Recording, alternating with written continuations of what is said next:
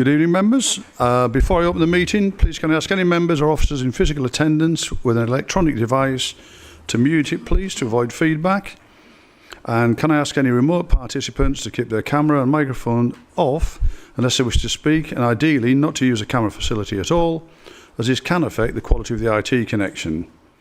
Please note the meeting will be recorded, and data collected during the recording of the meeting will be retained in accordance with the Council's data retention policy. The recording of the meeting may be added to the Council's website. Members accessing the meeting remotely should use their Swilborough Council or Kent County Council laptop to participate virtually. If you join using the link on the website or on a mobile and tablet device, it is not possible to identify you, and you will not be recorded as being in remote attendance. Could I ask members please to speak loudly and clearly into their microphones, and please switch your microphone off after you've spoken, otherwise remote participants may be unable to hear the next speaker. Welcome everyone to this Policy and Resources Committee meeting, including any visiting members attending remotely and members of the public. Could I welcome our Chief Executive, Larissa Reid, Director of Resources, Lisa Fillery, Director of Regeneration Neighbourhoods, Emma Wiggins, who's joined us remotely, Head of Finance and Procurement, Claire Stanbury, Head of Housing and Communities, Charlotte Hudson, Head of Environment and Leisure, Martin Cassell, Head of Place, Joanne Johnson, Monitoring Officer, Robin Harris, Communication and Policy Manager, Phil Sutcliffe, Planning Manager, Ian Harrison, Policy and Engagement Officer, Janet Dart, Community Services Manager, Steph Curtis, joining us remotely, Team Leader for Corporate Governance, Gary Rowland, joining us remotely, and Democratic Service Officer, Billy Attaway. There is no fire drill planned this evening, so if the alarm sounds, those in attendance should treat it as a real event and leave via the exits. I take it that everybody's aware. You wanted? Sorry? I mentioned that. Sorry, I've just had a little bit of a contretone there. I did mention you, Joanne, didn't I? Thank you. Just double checking. Yeah. Oh, sorry.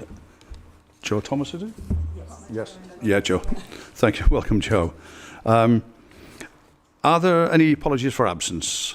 Thank you, Chair. There's apologies for absence from Councillor Rich Lehman, who is substituted by Councillor Alistair Gould, Councillor Lloyd Bowen, who is substituted by Councillor Leanne Moore, and Councillor Kieran Mashuk, who is substituted by Councillor Chris Palmer. Thank you. Members, can I ask if it's your wish that I sign the minutes of the meeting held on the 12th of June, numbers 49 to 68, the minutes of the extraordinary meeting held on the 21st of July, numbers 208 to 212 as correct records? Thank you. Are there any declarations of interest? Councillor Martin. Pecuniary interest on items 16 and 18. I'll leave the room on that one. Thank you. Are there any matters arising from the previous meeting that we'd like to raise? Okay, thank you. Now we come on to the items for noting. The following two items: recommendations from the Planning and Transportation Policy Working Group, meeting held on the 15th of July 25, and a forward decisions plan for noting. Are members happy to note them? Councillor Baldock, please. Sorry to be a pedant, and I really should have brought this up at the pre-meet, if I was there.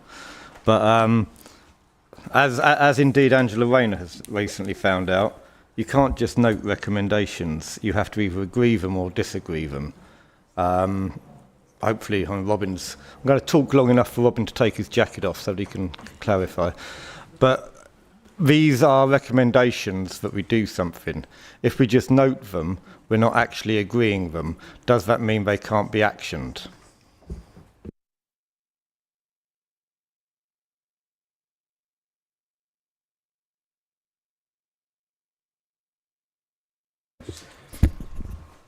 So, catch me at a slightly awkward moment because I don't have the paper in front of me, but I believe in actual fact the specific items that you're referring to from PTPWG were not in fact formal recommendations of the working group. And so in that case, because they're not formal recommendations of the working group, they were just the commentary of the working group, if you will, and it was therefore for officers and other to be aware of them, a steer, if you will. Then there's no need for this group to approve or disapprove them because it's not a recommendation. Councillor Baldock? In that case, does well, we obviously need to note in future as comments for noting.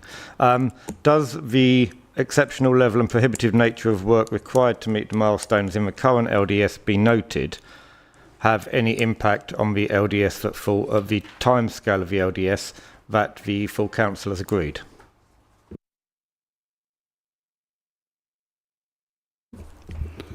1 second. Yeah, John? Thank you very much. Happy to take that one. No, that was a precursor noting to lead on to PTPWG members then deciding to amend the local development scheme. So they noted that then on the journey to making the recommendation. Thank you. So if there is a change to the timescale in the LDS, surely that has to come back before full council in October, because the LDS is something that's agreed by full council. If I may, thank you, Chair. So that was the decision that went to full council at the end of July. So I think part of the problem is that the recommendation and the noting went on different tracks, which is not ideal. We will look to avoid that in the future. But the recommendation has already gone through. It's reached its conclusion at full council. This is the background noting part that enabled that. Right, so we're not having a further change. Excellent. Thank you for clarifying.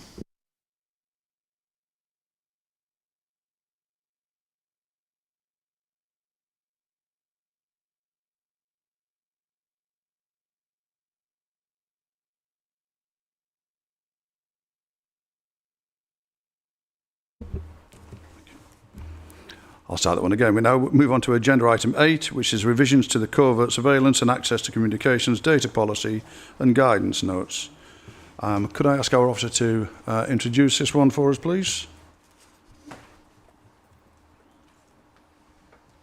Yes, thank you very much, Chair, and good Thank you, evening, Gary. members. Welcome. So my report this evening is in relation to the proposed annual revisions to the Council's covert surveillance policy. The Home Office Covert Surveillance Code of Practice 2018 recommends that members review the policy at least once per year. The proposed revisions for this year are that the role of Senior Responsible Officer, or the SRO, be transferred from Larissa Reid, Chief Executive, to Emma Wiggins, Director of Regeneration and Neighbourhoods, for the reasons that are set out at paragraph 2.2 of my report. I kindly ask the committee to approve the proposed revisions, and I'm happy to take any questions you may have. Thank you. Councillor Worcester, please. Sorry, Chair. I'm in an RM whether to. I think I've made a mistake. I should have declared an interest in this because the town council that I work for has got a contract with Swale for CCTV. I know it's not specifically outlined, but I'd like to register that as an interest. Apologies, sorry. Thank you. And Councillor Gibson, please. Only a quick question, just checking that the logic behind us kind of removing the deputy SRO from the description. So would it be better if we had somebody else named or another post named, or are we kind of content that that approach is sound in that I guess is the reason we had a deputy SRO because of the reason we're moving the post, or is there an advantage to having a deputy SRO separate to that? In which case, should we leave those parts in? Thank you, Gary. We can certainly have a deputy SRO. That certainly won't be a problem if that's something members would like to be incorporated.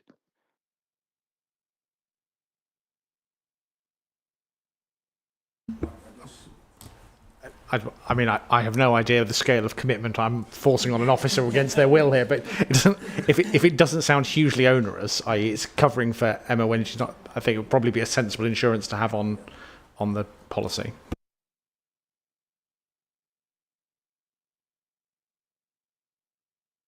Oh, sorry. No, you just give me that advice. Yeah. So, quite happy. So, are we in favour of that addition? That was general consent. Thank you. I don't see any further hands, so could I have a proposer, please? Councillor Palmer, seconder. Councillor Jays. Those in favour? That's unanimous, members. Thank you very much. And thank you, Gary. Thank you, Chair.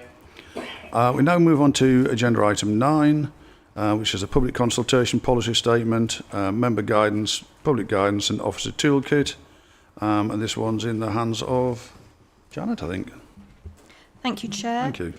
The covering report explains that there are 4 documents for committee members to consider this evening. The first document is a draft policy statement for public consultations, which sets out guidance on how consultation should take place, with a recommended timescales of a minimum period of 6 weeks, but preferably 8 weeks to hold a public consultation. Exceptions to this would be where specific legislation states otherwise or in exceptional circumstances.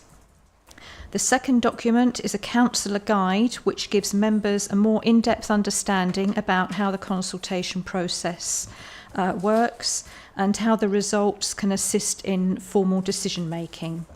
The third document is the officer toolkit, which gives officers technical guidance and will ensure a consistent and legal approach to carrying out consultations.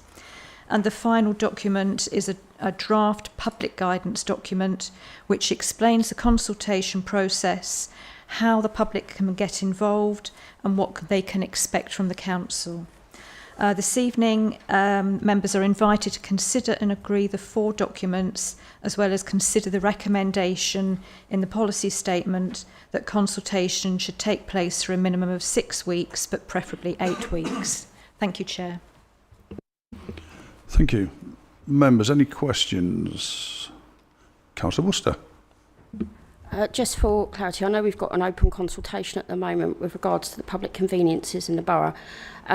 I couldn't see any difference between the framework set out for that consultation. I'm just making extra sure that there is, it won't affect the consultation that's open at the moment, Chair. Thank you. No, it shouldn't. And in fact, the officer who's leading on that did speak to me to ensure that the process he was using was the same as the toolkit, as he was aware that we were putting this together. Thank you. Thank you. Thank you. Councillor Baldock, please. Thank you, Chairman. Just a couple of small points. First, I think the point has been made before that under 5.1, members consulted at an informal administration meeting isn't really consultation. It's because it's not with a wide spectrum, it's a specific informal meeting. So I think it's been suggested before that that shouldn't really appear on the reports. My other question was, I was just wondering if we were planning to consult the public on the public consultation policy to see if they feel it addresses their concerns. Thank you. Yeah.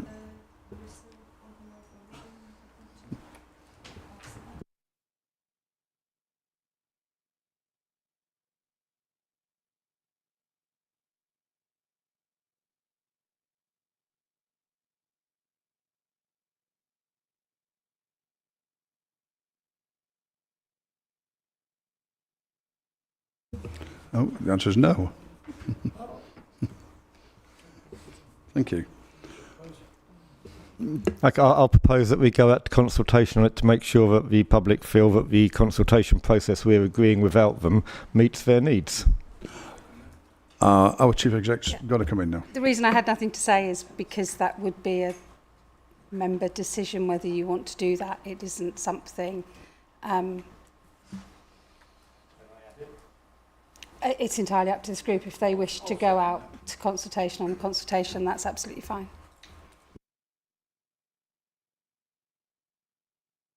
Thank you. So proposed by Councillor Baldock, seconded by Councillor Richard Palmer.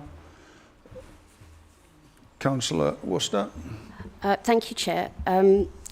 one interesting element that did come up through the public conveniences consultation quite early on was regard to the public access. So, for example, it was noted by councillors and members of the public that, for example, when the consultation was running, they either had to answer every single question or the form would not be accepted online. That has now been changed for the public conveniences, because it said to me that if they had a paper consultation versus an online consultation, you were in fact getting two different consultations there. I think it should be a normal process that if consultations are offered and you decide to do an online consultation, you should be allowed to answer one or any of the questions, because on a paper consultation, one question is enough to make that register. If we're not allowing that to happen on both forms of consultation, then in fact we've got two separate consultations running, in my opinion. So if we're going to look at that, then I would appreciate that amendment if possible. Thank you. Thank you.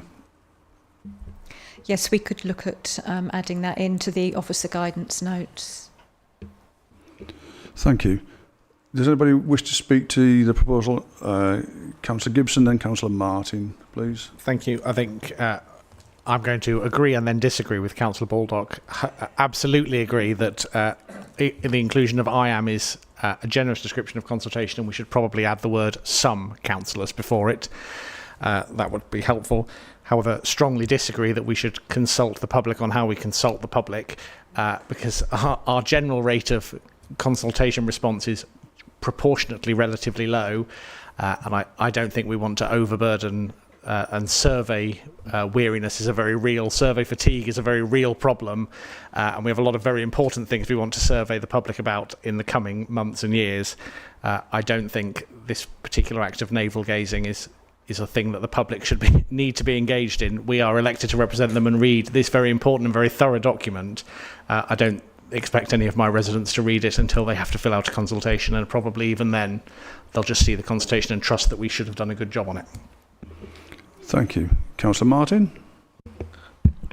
Going to take a slightly different point of view to my colleague.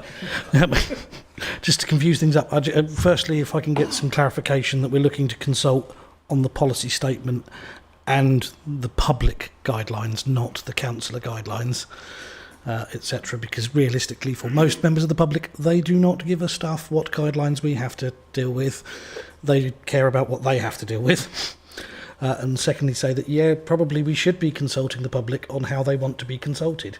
It sort of makes sense, doesn't it, that if you're not getting a response generally that we have not been getting for most of our consultations, then we're not doing something right. Let's ask the public what they want us to do to make it so that they will actually reply to us. Thank you. Councillor Speed? My points were separate to this. Are we talking to the amendment? Yes. In which case I'll speak after we've voted on the amendment. Thank you. Just to come back on Councillor Martin's point, I think when we talk to people about consultation, it is less about the consultation that we do that annoys people. It is more about what happens after the consultation, and a view that we consult on one thing and then we do something completely different, which is not a us thing, it is a local government thing. So there is something about we can spend a lot of time asking people how you want to consult. My guess is most people actually say, we want you to listen. And it is less about the process, it's however we tell you. And that goes to Councillor Worcester's point. If somebody has got one thing to say on a form, that is as important as somebody that's filled in the whole form. So potentially going out, remains your call, but going out to ask people, there is, my guess would be, and it's only a guess and I don't want to second guess what the public say, but my guess will be their frustration is more about what we do with the results rather than how we ask the question. I don't disagree with that sentiment. However, we regularly get consultation responses where we have 7. 7 people in a borough of God knows how many reply to a consultation, because why? That's one of the things that actually asking them how they want to be consulted should answer. We cannot make decisions based on public consultation and be fully confident that we are doing what the public want if 7 people are filling out the consultation each time.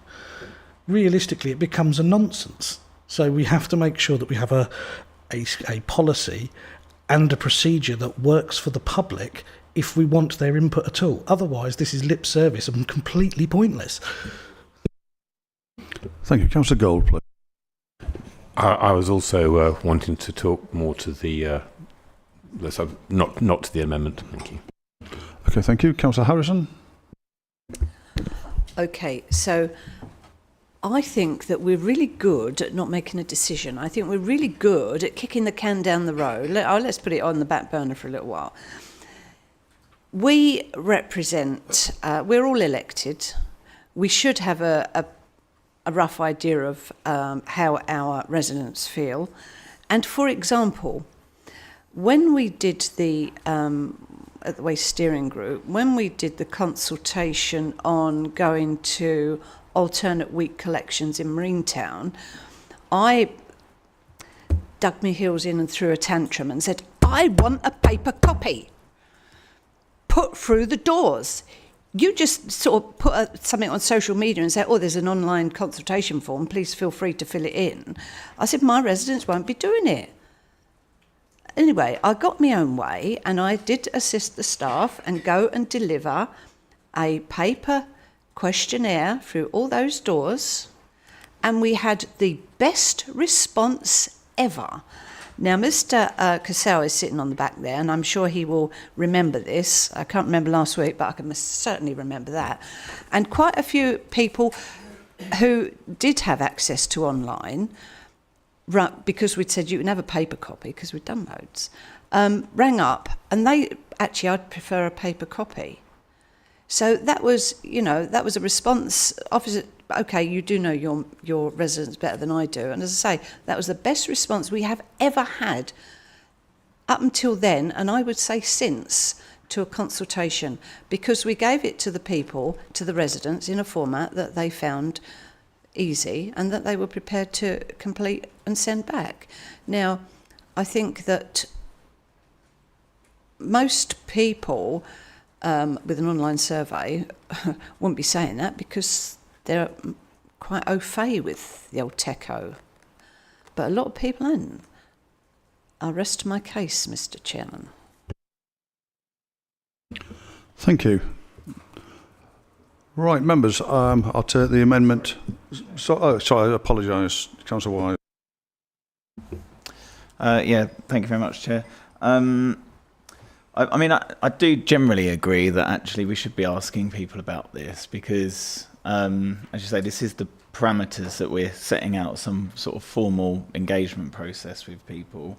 But my concern is as well that on page 44 we're referring to the fact that following the committee system introduced in 2022 we're making this change, and it looks like we've already taken 3 years to get to this point, and it does kind of look a bit absurd to people then that we're finally getting round to this. So I'm a little bit, maybe we need a task and finish group. No, I'm joking actually.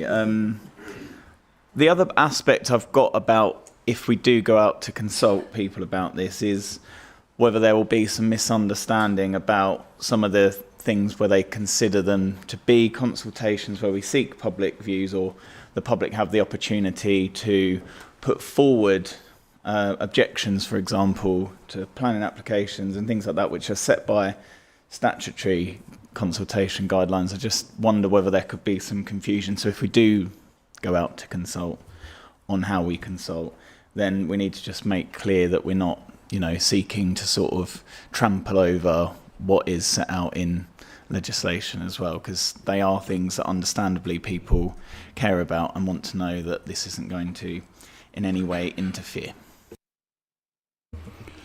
Thank you. Councillor Baldock. Well, there's a couple of hands over. I was just going to ask if I get a chance to do the summary at the end of the amendment. Yes. Councillor Speed? If we do approve this amendment, can I suggest that we don't just ask the public to approve this document, but actually ask them how they would like to be consulted? So would they prefer paper, online, public meetings, etc.? So we have a feel of how they would best engage with the consultation, because I'm conscious, as has been mentioned, that with some consultations the response levels are really, really low, and we do need to get to the bottom of that and see if we can improve that. Thank you. Thank you. Councillor Palmer? I think Councillor Martin summed it up, and so did Councillor Speed. I think we need to find out how the public would like to engage with us, and part of the it just seems strange to me to have a consultation and a policy on consultation, but not to consult the public on it. And I think we should try to gather as much information from the public, but I accept that the public might turn around and say we'd like a mail shot every month. And the Section 151 officer is probably sitting there thinking that's going to cripple the council. So we have to be realistic, but I think going out to consultation and finding out why our consultations get such a low response can't be a bad thing. Thank you. Thank you. Councillor Gold? I mean, the consultation, the document gives the options for all sorts of different consultations. And we wouldn't, as Councillor Palmer has made the point, do a mail shot every single time.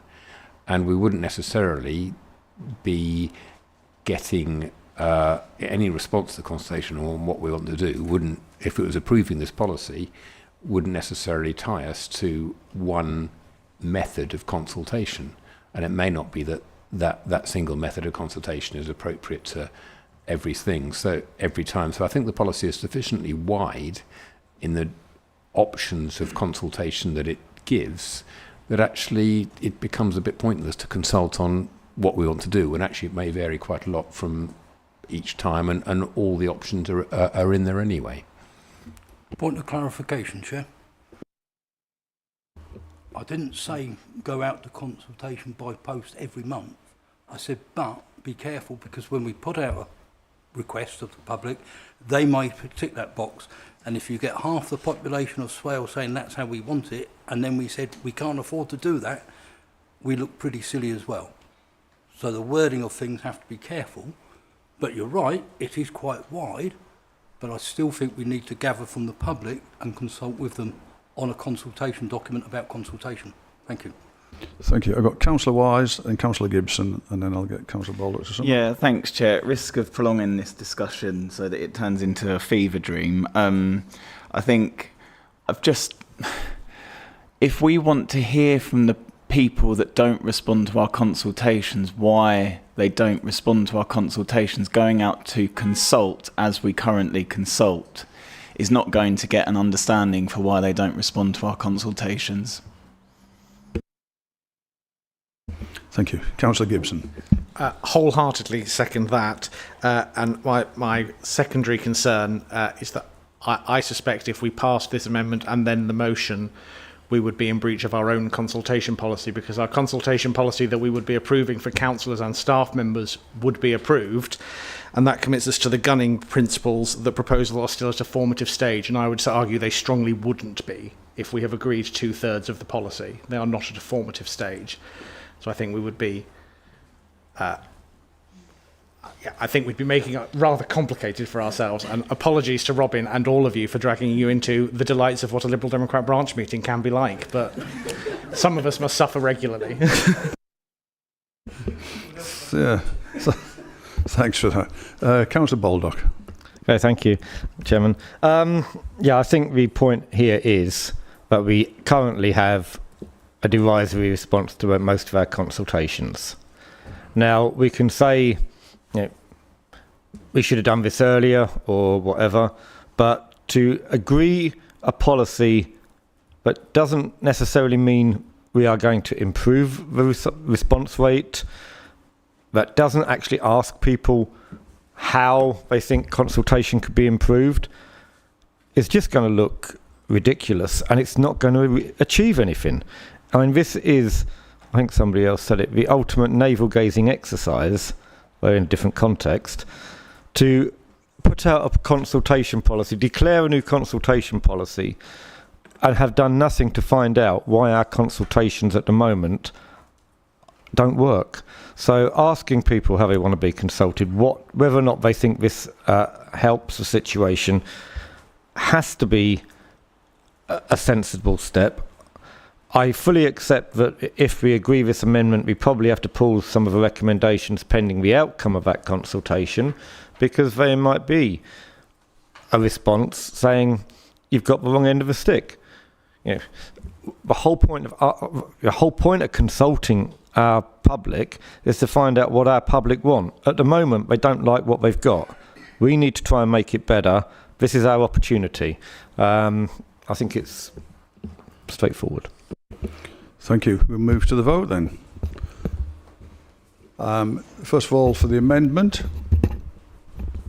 those in favour?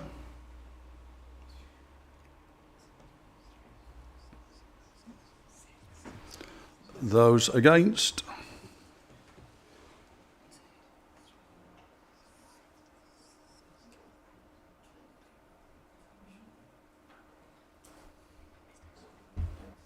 And abstentions? So the amendment falls 8-6. Thank you, members. Back to the substantive item. Councillor Speed. Thank you, Chairman. I wanted to talk about the local plan, which, unlike most consultations, actually gets responses in the thousands. And on that basis, 6 or 8 weeks is simply not enough time. These documents can be up to 1,000 pages long, and people need time to read and reflect on the impact that the proposals will have on their area. Parish councils are actively involved in these, and they meet monthly or even more infrequently. So depending on when the consultation starts and their cycle of meetings, the consultation period could be halfway over before they've even had a chance to meet to discuss it. And they need a reasonable amount of time to consider it, maybe brief a planning consultant or even a barrister if they've got serious concerns about the proposals. Certainly my parish council has done that. And there need to be communications with residents, maybe newsletters need to be produced, maybe a survey, maybe public meetings need to be organised so officers can explain what the local plan actually means to residents. I mean, we're all very close to the local plan process, but most residents aren't aware of it unless we have an engagement programme, and you just can't do that in 6 to 8 weeks. And frankly, we've had so many delays already to this particular local plan, we can't be seen to skimp on public engagement. So I would like to propose an amendment to recommendation 2, which is that Regulation 18 and Regulation 19 consultations will take place for 12 weeks. Thank you, Chairman.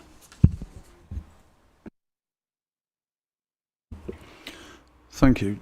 Do I have a seconder for that? Councillor Hunt, thank you. Members, anybody wish to speak to it? Councillor Baldock. I have some sympathy with the with the concept, but there may be a situation where you want to do a fairly short, sharp Regulation 18 consultation, especially if it's on policy rather than sites. Not saying necessarily, but I can envisage a situation where you would want a shorter one. So I would prefer a different rewording rather than a Reg 18 and a Reg 19 for a minimum of 12 weeks. I think 8 to 12 might be better. I think you've just got to leave that possibility of a Reg 18 going out for 8 weeks under certain circumstances. Thank you. Councillor Gold. I mean, the policy says about exceptional circumstances where this may not be practically possible. Could that be amended to say all desirable, and so that there is the option that one's not confined to 12 to 8 weeks, but actually there is an option to go longer. But there's,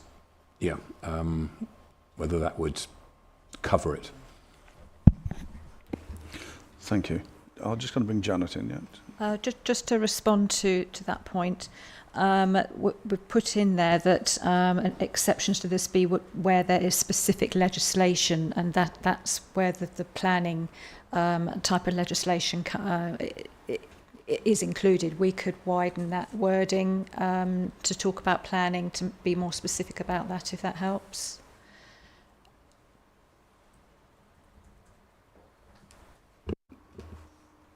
Yeah. Sorry, was that directed at me? Yes, yes, sorry. Yeah, sorry. Yeah, I mean, I think it's, you know, there might be other things where you need a longer consultation. That I think the point of this is to give the option for a longer consultation, should that appear to be appropriate, desirable for the item which is being consulted upon. And so, but this at the moment, it just says specific legislation or not practically possible. It doesn't give the option there of something just we're choosing to because we think it needs longer.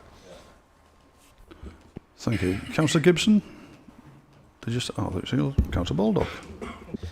I think the problem with that power at the end of the report is that the exceptions there are likely to be less than 6 weeks. That's where something is like required within 28 days. Not looking for 8 to 12 weeks. I think if we were just to leave it as it is and put in may not be practically possible, or just try and add the word desirable in, you're actually just scrapping the whole policy, because it could be desirable to do 2 weeks whenever you fancy it. So I think there has to be something more specific about extending the period where that is supported by full council or something. Because any Reg 18 or Reg 19 would need full council support, wouldn't it? So you could put in longer periods would be subject to the agreement of full council or something naff like that.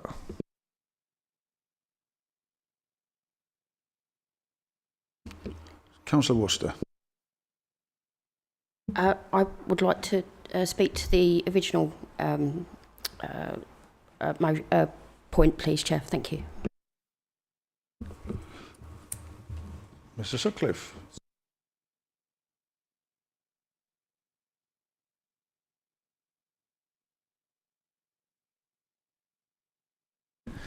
So thank you. On Councillor Baldock's point there, could we say something then if, at least the Reg 18 would have to be approved by full council, so where we've got the exceptional circumstances or directed by council decision, would that cover it then?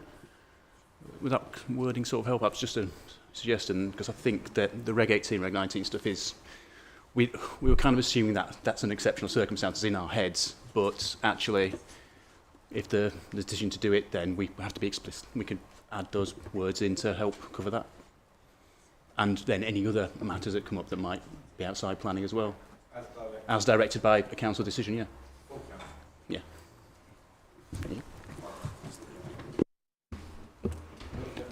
Okay, so I'm looking at Councillor Speed at the minute to see if that would... What about if we said it says a minimum period of 6 weeks, but preferably 8 weeks, with the option of extending to 12 weeks in the case of a Reg 18 or Reg 19?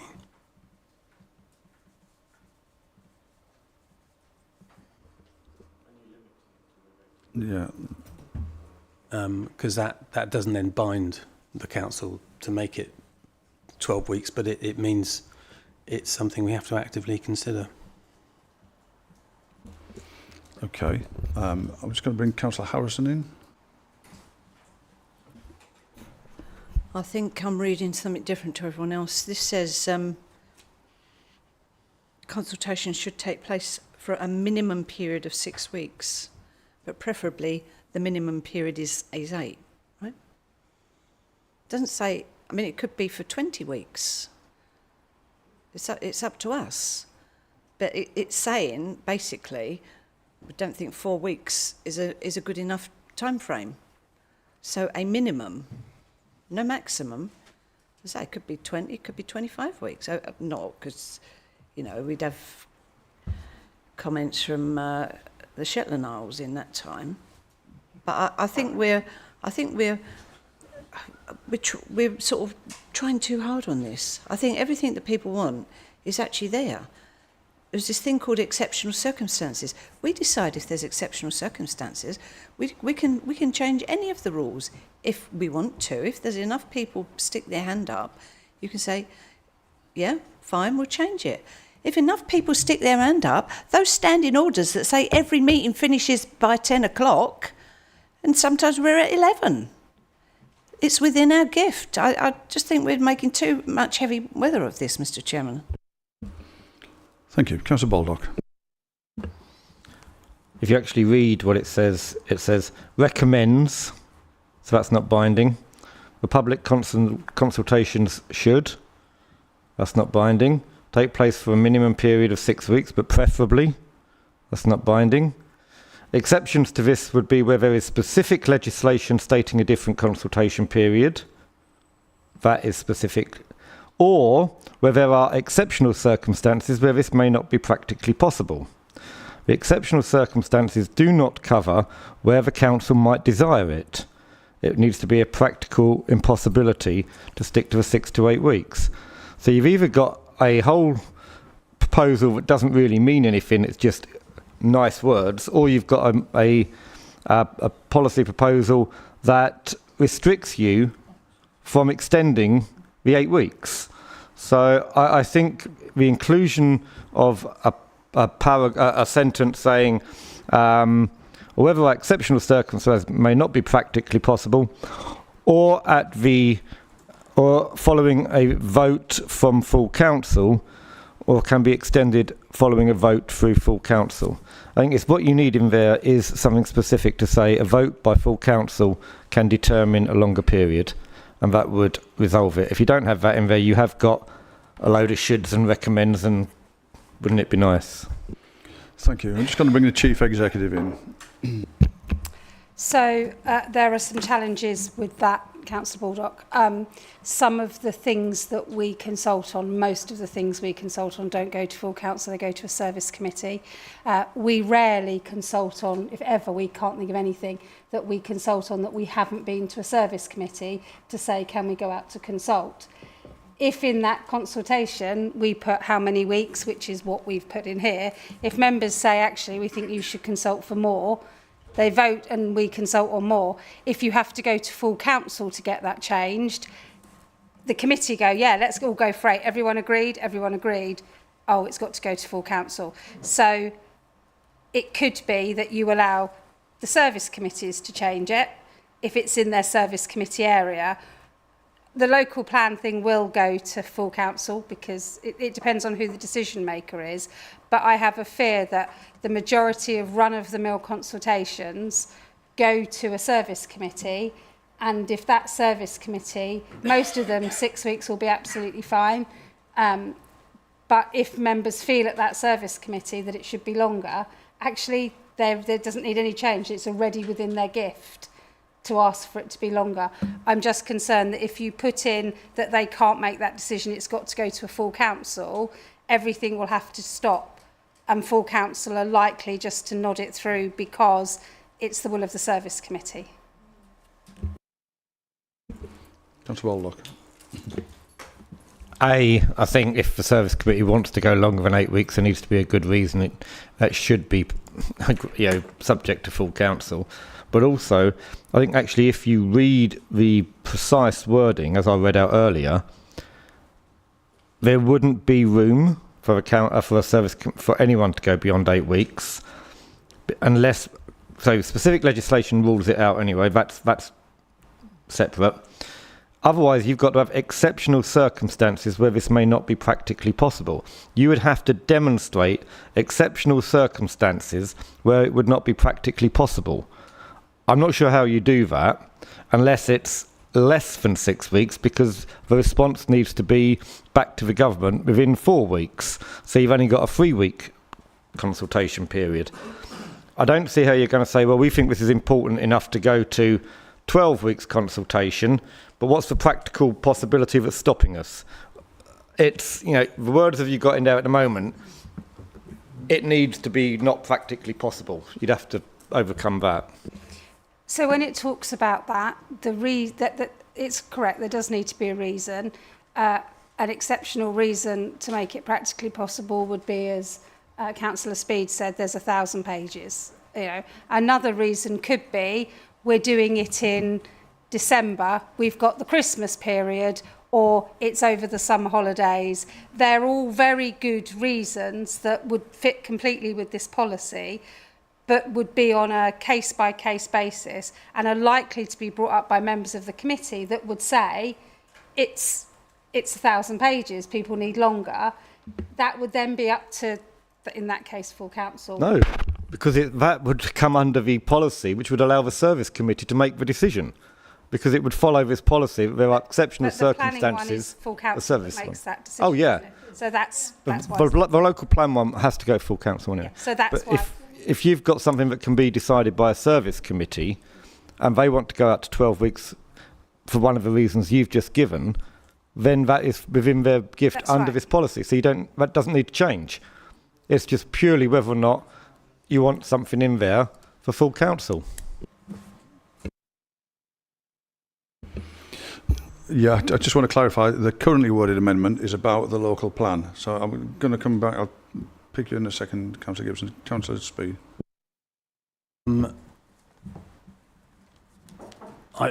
I think one solution might be to add to the end of this paragraph, or where the relevant service committee votes to extend it.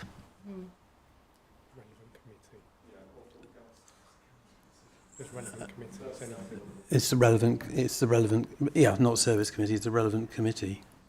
And in the case of the local plan, I mean, that goes to full council, but that's then a recommendation from P&R, which would generally gets the support of full council anyway, if the committee has decided that. Thank you.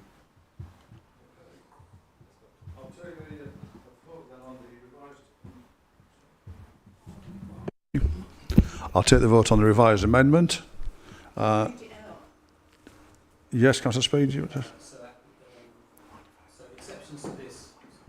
Exceptions to this would be where there is specific legislation stating a different consultation period, or where there are exceptional circumstances where this may not be practically possible, or where the relevant committee votes to extend it. Thank you. Seconded by Councillor Baldock. Those in favour?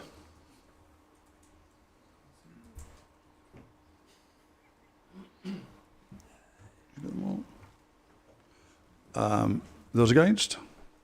And abstentions? One abstention. So that amendment is carried. So we'll come back to the substantive item. And Councillor Worcester, you wanted to speak on this. Yeah, just very quickly, Chair. I'm very, very active in my community at taking consultations out and providing access as best I can.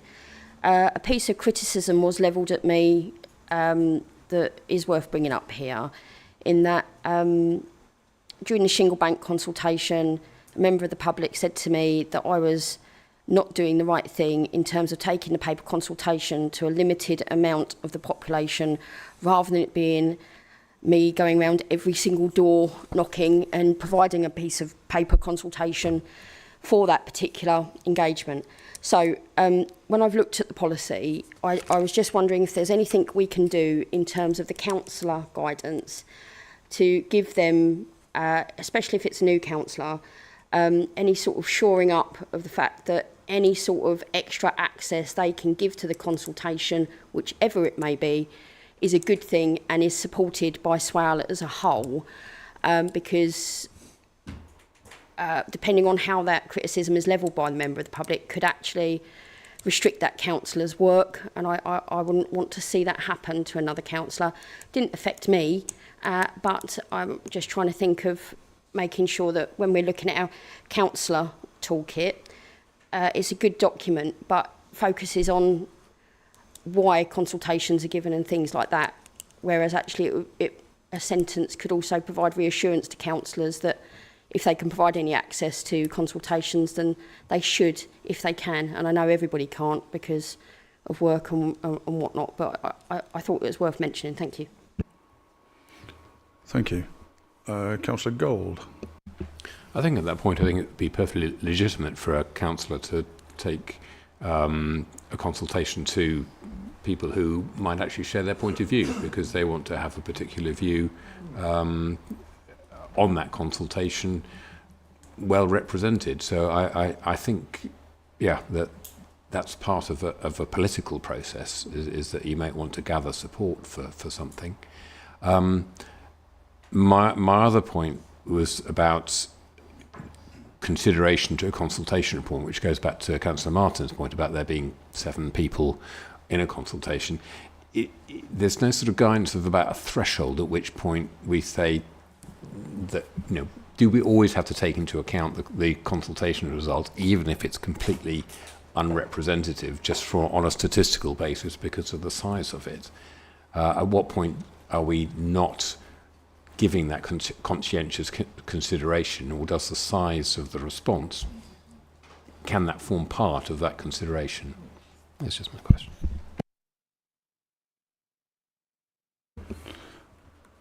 Janet? Looking at the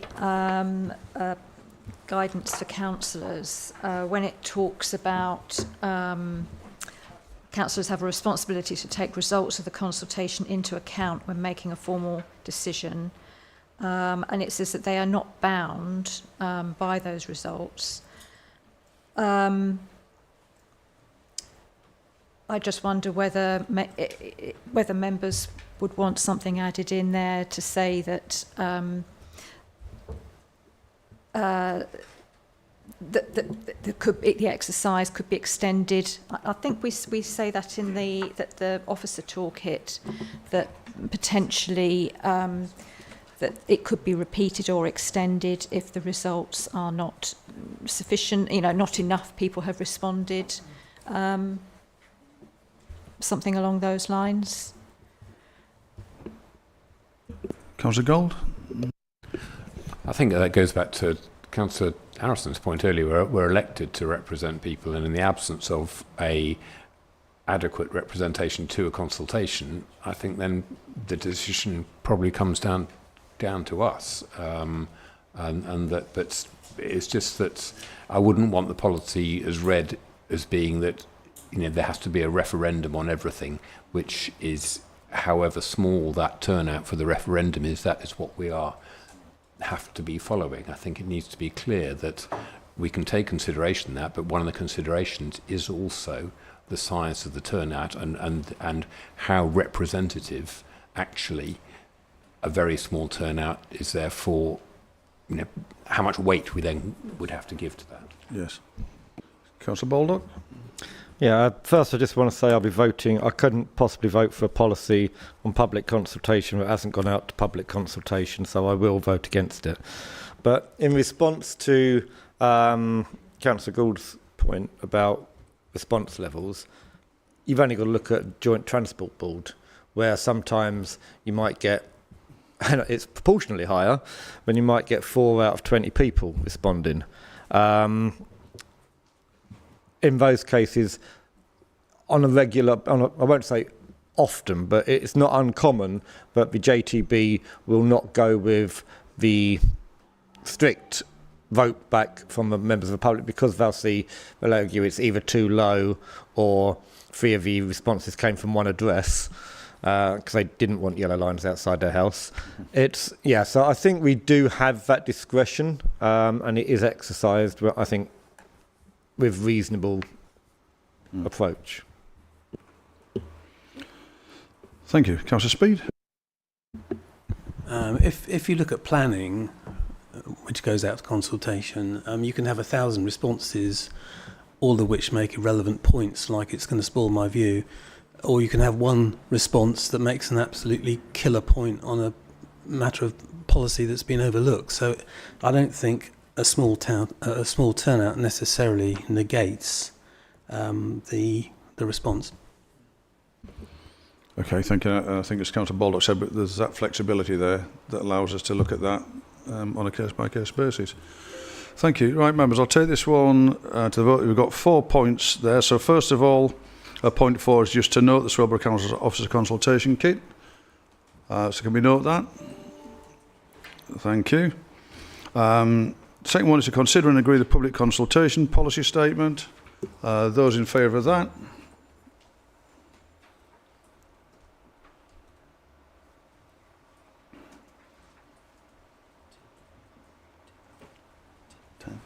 Those against? And abstentions? So that's carried. There's recommendation 1. Recommendation 2 as amended. Those in favour?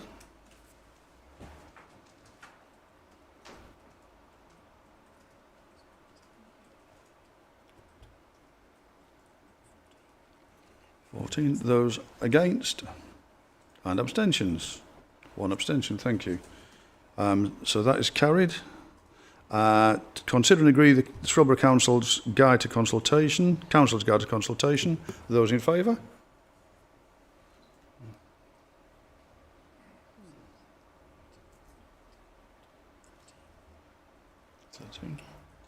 Those against? Abstentions? 1. So again, that is carried. And finally, recommendation 5, which is to consider and agree the public guidance on consultations. Those in favour?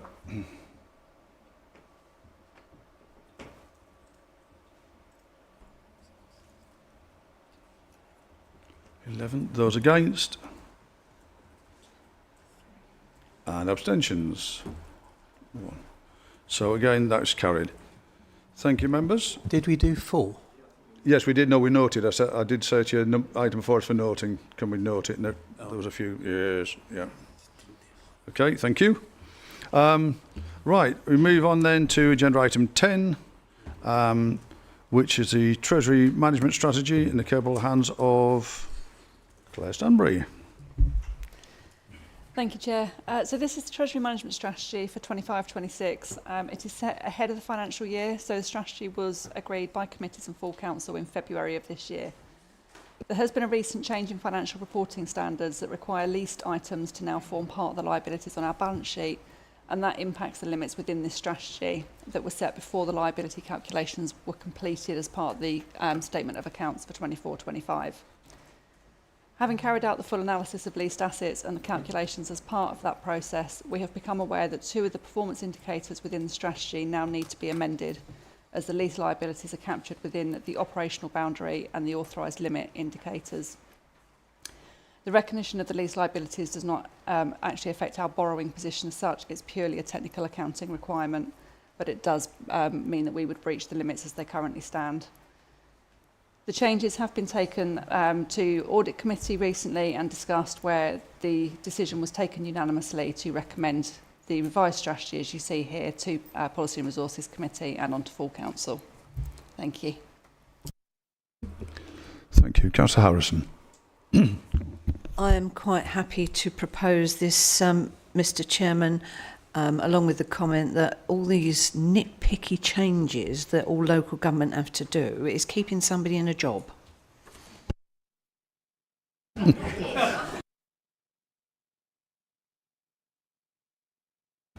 Thank you. Councillor Worcester.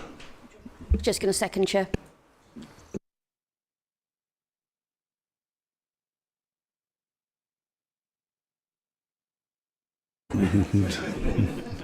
Thank you. Right, members, we'll take this one to the vote then. Those in favour?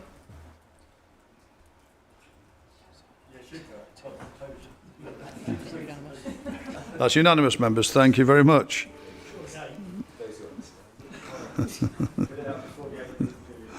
Yeah. The next one is item 11, and this one is the annual delivery plan 25-26. And that's in the hands of our Chief Executive. Thank you very much, Leader. Members will remember that last year, for the first year following the publication of the corporate plan, we did an annual delivery plan. This was a plan that set out the work programmes for the year, which fed into the work programmes both for the committees and also went into the objectives for heads of service and other staff. You have two appendix. One appendix sets out the progress on the last year's annual delivery plan, and the other appendix sets out the annual delivery plan for this year. Emma Wiggins is online, and we are happy to take any questions. Thank you. Members, Councillor Wise. Yeah, thank you very much, Chair.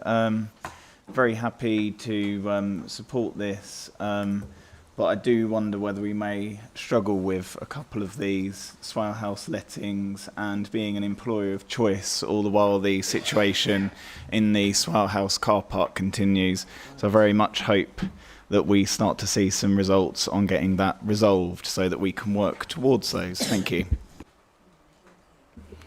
Thank you. Councillor Baldock. I was just going to note that the appendixes under 7.1 are incorrect. To save everybody looking, Appendix 2 should be for the annual delivery plan 24-25, I think.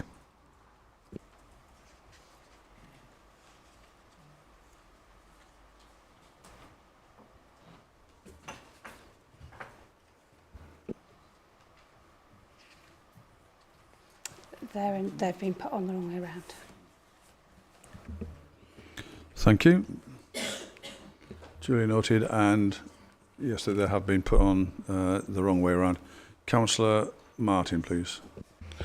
Thank you, Chair, and to echo Councillor Wise's point there, it's going to be very tricky to be an employer of choice all the time. We don't know what's happening with local government review either, so that has to be considered. That is going to be a real challenge, and a challenge across the sector. And to reiterate those previous points, and based on all these appendices, I think we probably need to get some surgery done to remove some of them. Thank you. Members, don't see anybody else indicating, so I'll take this one to the vote. Those in favour? Thank you. Those against? And abstentions? So that is carried. Thank you very much. We now move on to agenda item 12, and this one's the new and amended fees for applications made to the planning service. I think you're going to take it, Ian. Thank you. Thank you, Chairman. Evening, councillors. Members will recall that a similar item was presented to this committee on the 12th of June, where the committee resolved that a task and finish group be set up with one member from each political party to agree the proposed amendments to the planning fees and charges.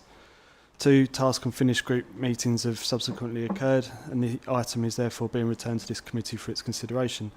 The report before you recommends that new fees and amended fees are introduced to recover costs arising from discretionary services.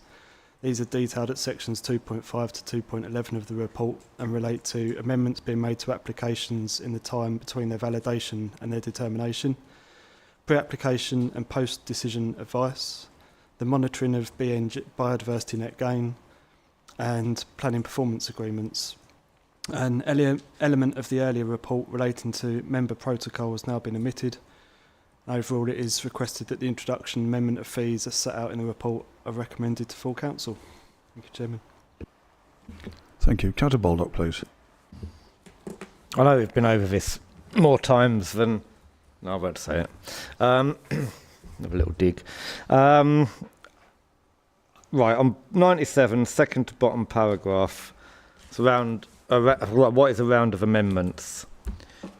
Should the applicant wish to submit the requested information in separate submissions across multiple days or weeks, which can happen if, say, for example, a highways response is ready, before an ecology response, then it would constitute multiple rounds of amendments. I know that you have a caveat on page 6 for people taking really long time, and it's not going to stop me voting for this and recommending it, but is there not a danger that if they've got 5 or 6 things they need to go back on, they wait until the last one comes through and then submit them all at once, which may be better? Or would that mean that there's a whole flux of work for the planning officer at the same time? Sure, you've thought about that. I know you'd thought about everything else that we brought up. I didn't bring it up last time because I hadn't thought of it then, but it does occur to me. Thank you, Ian. Thank you, Chairman. In most cases, it would be preferable to do it all in one go, because the behind-the-scenes processing that we have to do, we don't have to do it twice, and it's most efficient for us and for the applicant to do it all in one go. There is that caveat for the times where a consultee is months behind everybody else, but hopefully that won't be used. Thank you. I'm happy to recommend it then. Thank you. Could I have a seconder, please? Councillor Wise, thank you.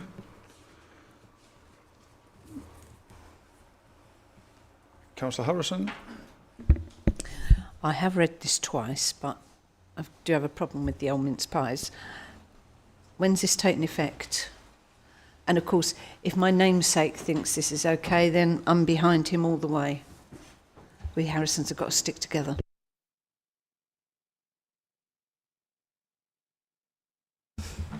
Through you, Chairman, obviously it needs to go to full council, but from then it would be as soon as practical. There'd be a bit of a lag because we need to set up a few things, a few forms and such like, but it would be as soon as sensible afterwards. Thank you. Members, are you happy that we take these recommendations on block? 1, 2, 3 and 4? Thank you. Those in favour? That's unanimous, members. Thank you very much. And thank you, Ian. Thank you, John. Now we move on to item 13, which is the Hackney Carriage and Private Hire Licensing Policy. And this is in the capable hands of Joe Thomas. Thank you, Chair. The purpose of this report is to present to members the revised Swale Hackney Carriage and Private Hire Licensing Policy so that it can be formally adopted. The draft policy, which is attached as Appendix 1 on your agenda, pages 123 to 215, aims to incorporate, where appropriate, the recommendations of the best practice guidance published by the Department for Transport in November 2023. The draft policy has been subject to the statutory consultation process and was presented to the Licensing Committee on the 14th of July this year. Members of the Licensing Committee considered and agreed the revisions and recommended the updated policy to this committee for formal adoption. If members are minded to agree, the policy will be published for commencement on the 15th of September this year. Thank you. Thank you, Joe. Members, any questions? Councillor Gold, please. There's just one question was about the standards for the cars. I noticed that by 2030 it was going to say it would still allow plug-in hybrid electric vehicles, which effectively are diesel vehicles with a 30-mile range. So really, especially 5 years down the line, I can't really see the place for them to be included as an acceptable form of use of car when we are, trying to move towards net zero, because that sort of range for a plug-in hybrid, you're going to be using it as a diesel vehicle most of the time, and the same really applies to the extended range ones as well, where it's the fossil fuel motor is powering the generator in the car. So I would like to propose an amendment that the standards say that it is either battery electric or, should they exist, hydrogen fuel cell ones by 2030. I think there has been a complaint that the infrastructure isn't necessarily there for that, but that's 5 years away, and the infrastructure is expanding all the time. I think by that stage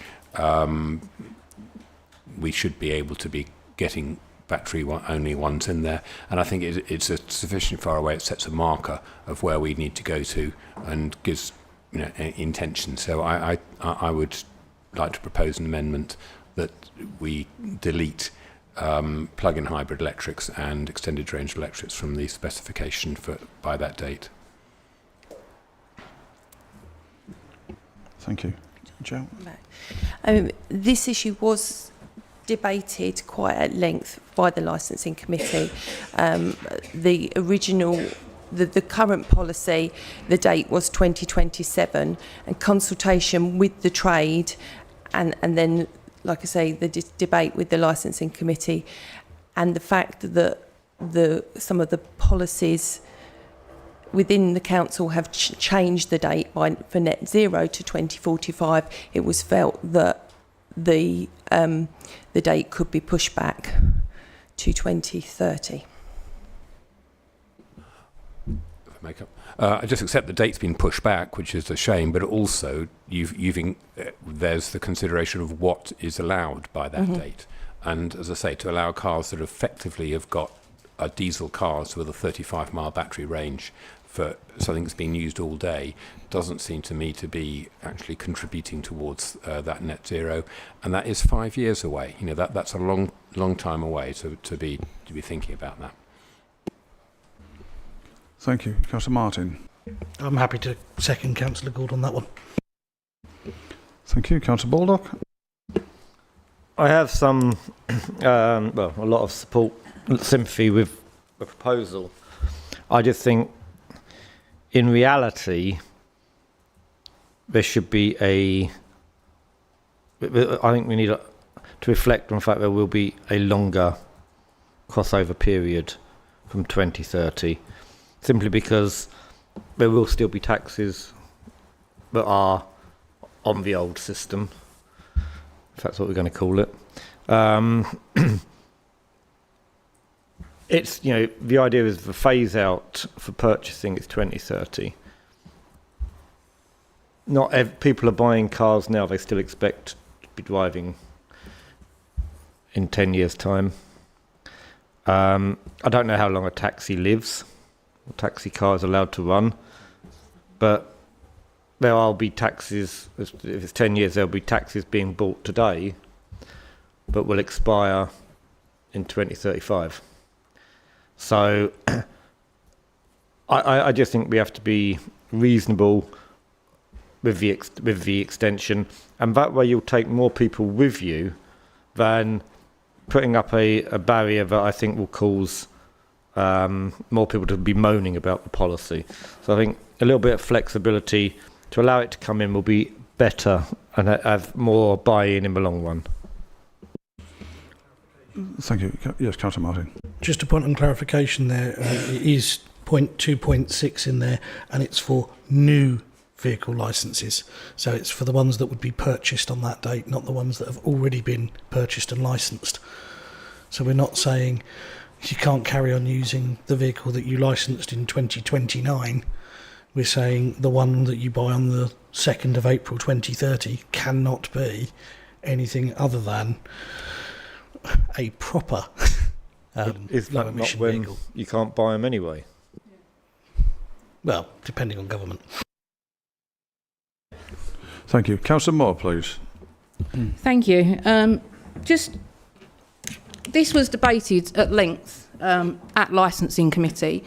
If at committees, obviously we're going to debate it and then it comes to policy and resources and gets redebated, because it was decided, speaking to and knowing obviously the licensing committee working with the licensing officers and knowing part of the trade and what people have to deal with, especially like on the island, where the eastern end of the island has one charging point, which is in a caravan park.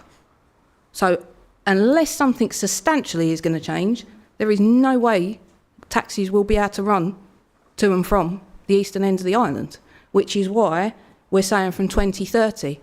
The business is struggling. The taxi business is struggling with all the restrictions. And if you've got a 2045 net zero, why are we putting up getting rid of what was discussed at licensing committee, because surely it's a bit pointless. What's the point in discussing it at licensing committee? Thank you. Councillor Palmer. Yeah, I think we also have to be careful, because I think Councillor Leanne Moore is quite correct in what she said.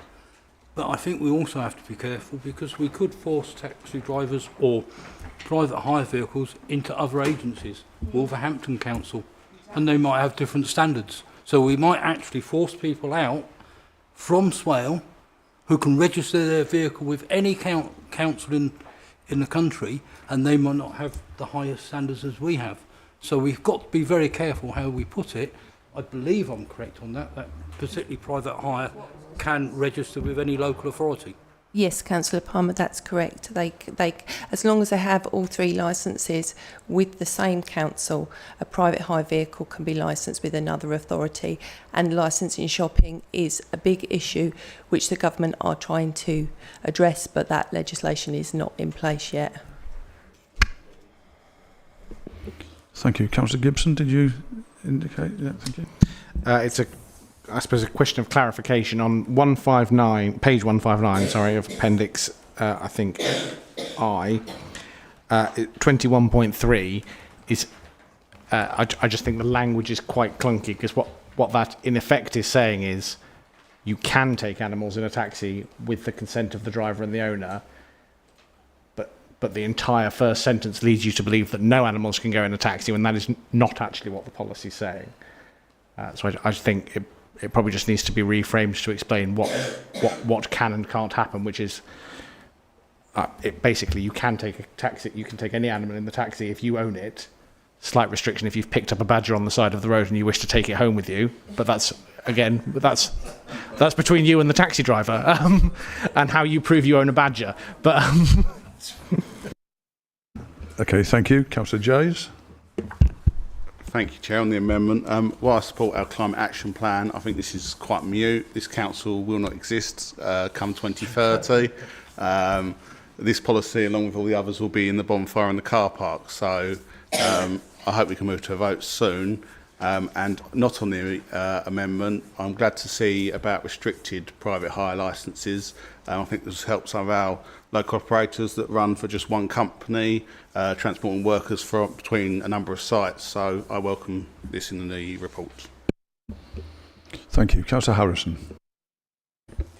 Thank you, Chair. I believe Wolverhampton, there's at least 3 times as many. They deal with 3 times as many as any other council. They're raking it in, which is why the government's looking at it, because they appear to be quite lax. Yeah, say no more. I did think to myself, because Councillor Moore is sort of right. If a committee discusses and debates, and then it's discussed and debated and again, I've often thought that where PTPWG is a case in point, that it would have been, and I know that we're a committee, so officers introduced the report, but I think it would be useful if the chair can come forward in future and say, right, the committee discussed this, and here's why we said this. For example, they would have gone through what Leanne's just said about the island, so that members are aware, and I know from our people on it, any views on this, because we think this, yeah, no, carry on, go with it. If we had a view, we'd put it into the licensing committee members that are on it, but not everyone's got members on it, to be fair. But as I say, I do think it would be very useful if the chair can come forward in future to P&R, chair of whichever committee it is, and say their bit after the officers spoke, and I think that would be useful. Thank you. Councillor Worcester, and then we'll move to the vote on the amendment. Oh, sorry again, Chair. Can I speak on the substantive rather than the amendment? Apologies. Thank you. So we've got an amendment on the floor proposed by Councillor Gold, seconded by Councillor Martin. Could I have those in favour? 3. Those against?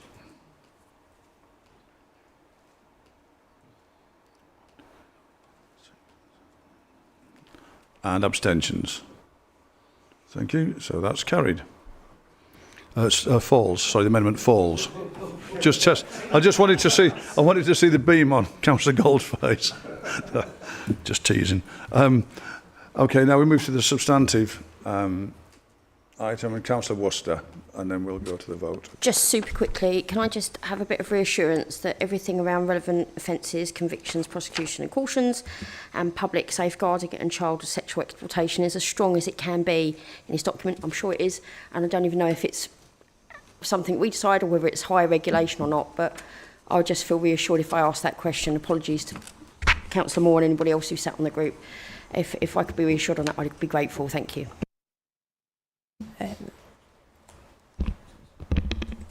In that respect, we follow the DFT guidance, which is that we DBS check our drivers. They have to join the update service, and we recheck them every 6 months. Thank you. Councillor Harrison. My apologies, because you wouldn't know this, nor would most of you know this, but Councillor Bowles did agree when he was leader, and I'm pretty sure it went through some cabinet committee. It will be in the annals, not that anybody's got any annals, because there's no bookshelves. Councillor Bowles did agree that we would have training for our licensed taxi drivers on CSE along the lines of the ones which were done by, I'm looking down the coast, towards the coast, I don't know if it was Dover, but there was a council that actually set up a programme of training which umpteen councils across the country were utilising in terms of CSE. I'm quite happy, I'm not going to talk in any more specifics than that because we're on camera, but I will speak to you afterwards because there's some very pertinent stuff that came forward as a result of the training, and people were saved, quite bluntly saved. But Councillor Bowles did agree that back when we had a cabinet and the Conservatives were the administration, and I would be very concerned if it has not continued. Thank you, Chair. Thank you. Councillor Chris Palmer. Yeah, it's just to reassure Councillor Worcester, really.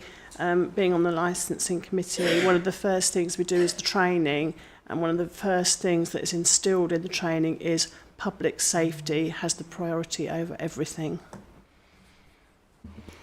Thank you. Right, members, we'll take this one to the vote then. Oh, first of all, I'd like a proposer and seconder. Councillor Harrison proposed, seconded Councillor Baldock. Those in favour? That's unanimous, members. Thank you very much indeed. Right, I'm just going to call a 10-minute break. And then...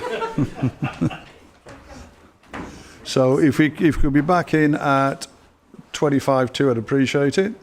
Thank you.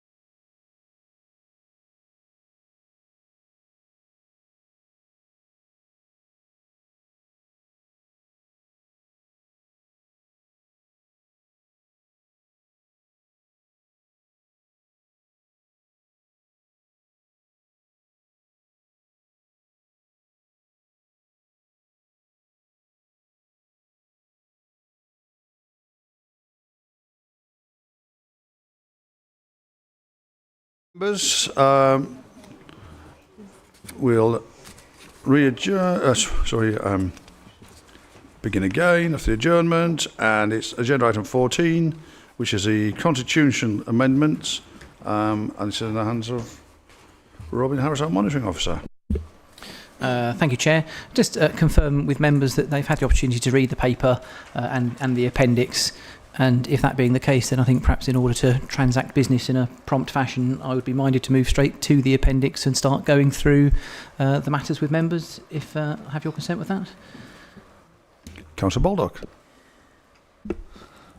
Well, given that the Constitution Working Group has discussed it, I was going to propose all the amendments with the exception of that affecting the one-year term, so that we could just focus on that, but maybe not. So, Councillor Baldock, if I was going to take that, because obviously that's the second one, and I was going to take the term as a separate point, and if the membership agrees that the term is going to remain as is, well then the rest of this I think is going to be quite speedy.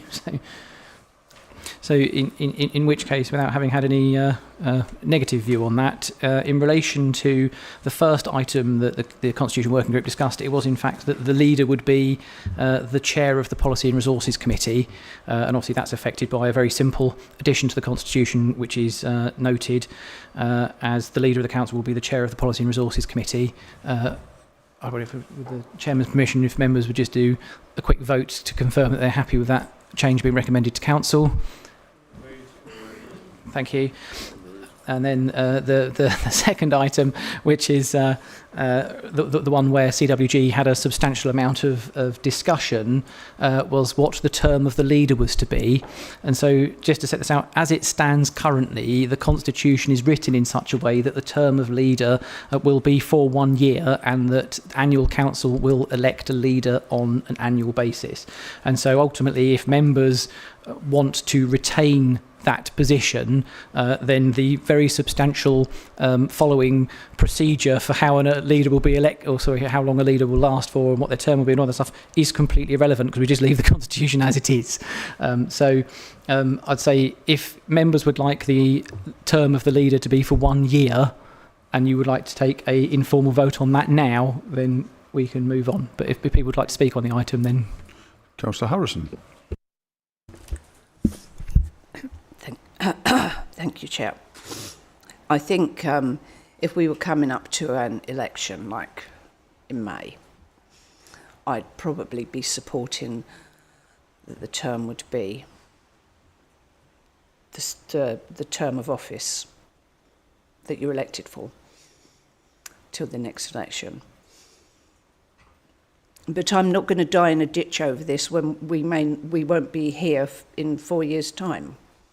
When we would be having elections, we're not going to have elections. So I'm not going to die in a ditch, but I do think that the term of office of the leader should be for the civic period of, the 4 years normally. Councillor Wise.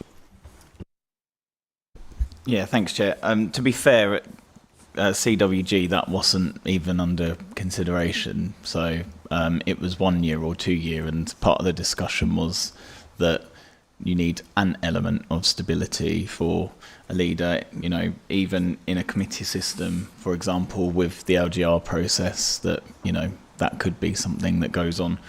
And therefore, the risk that there's no continuity, and no sooner had a leader got used to being in that role, then they could no longer be in it. But there wasn't actually a discussion around. I don't think anyone was proposing that, recognising that under a committee system that probably isn't something that would necessarily work. But even if it is for 1 year, I still believe, and I said this at CWG, so I'm not going to really try to rehash the whole thing, but just for clarity about where I am on that, I still think the Constitution should say how long the term of office is. I just think it's tidier, and there's no, if it's even a word, disbenefit to saying that. Thank you. Councillor Baldock. Thank you, Chairman. The current term is until the next AGM. So we would have to have an election in 26. We're not likely to be here for that long after. I don't see any benefit in changing the constitution at this time, because we've gone on for 1 year for all these years, and may not always have followed it, but that's always been there. As it's there, I think we should recognise it, and I think it makes sense to just keep it as it is, rather than have to go through quite a long discussion on how a theoretical leadership election might or might not take place when the council is going to vanish. So I would suggest that keeping the 1 year term that's already facilitated and just moving on is the straightforward option. Thank you. Just going to bring the Chief Exec in. Can I just ask for clarification? Councillor Wise said that he felt there would be no disbenefit. To be clear, it is for an annual, a 1 year term. You're suggesting that we keep it as it is annually. Would you be averse to us being specific that it is the leader is elected on an annual basis, which would take what you want, but also what Councillor Wise is looking for? I wouldn't be averse to that, no. I just don't know if that's something we've already got straightforward on the table that we could vote on.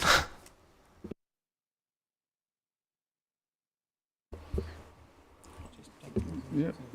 So in my view, and I appreciate what Councillor Wise is saying, but it's abundantly clear if you elect someone every year, then their term is 1 year. So there's no reason why you can't have it, but I think it is superfluous. Okay, right. Shall we take this? Sorry, Councillor Wise. Just to say, maybe if it had been clearer, then maybe going back to Councillor Baldock's point, then it would have been followed rather than the situation we ended up with. I don't see the. Anyway, I've said my point. Thank you. So, can we take these amendments to the vote, please? Could I have a proposer? Councillor Baldock? I propose that we stick with 1 year, not averse to it being clarified. I don't think we'd need a vote to it to be clarified. I could make that as an amendment under a delegation. Okay. Yep, happy with that. Fine. Yeah. So that's a proposal. Is there a Yeah. seconder for that? Yeah, Councillor Harrison seconded. Yeah. Did Councillor Harrison, you raised your hand. Councillor Harrison was voting, because I thought you said we were voting. Ah, no, I was voting. We had to have a seconder first. So, are you seconding or? Right. Councillor Gibson is then. Thank you. So, those in favour?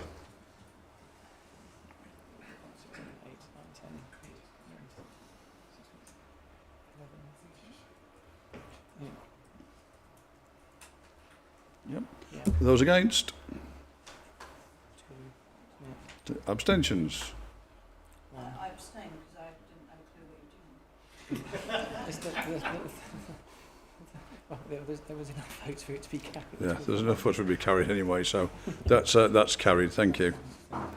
Thank you, members. That being the case, the entire procedure on the election term removal of the leader of the council is now unnecessary and obviously won't go forwards.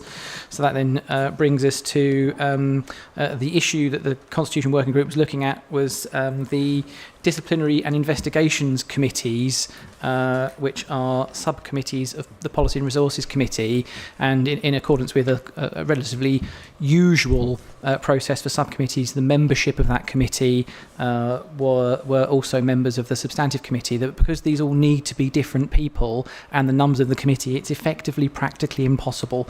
So the wording, the amendment suggested simply means that the members of those subcommittees that are subcommittees of the Policy and Resources Committee under that paragraph would be able to be members of any member of the council, and with a clarification that because those subcommittees are rare and unusual, that appropriate external training, support and advice would be provided to those members.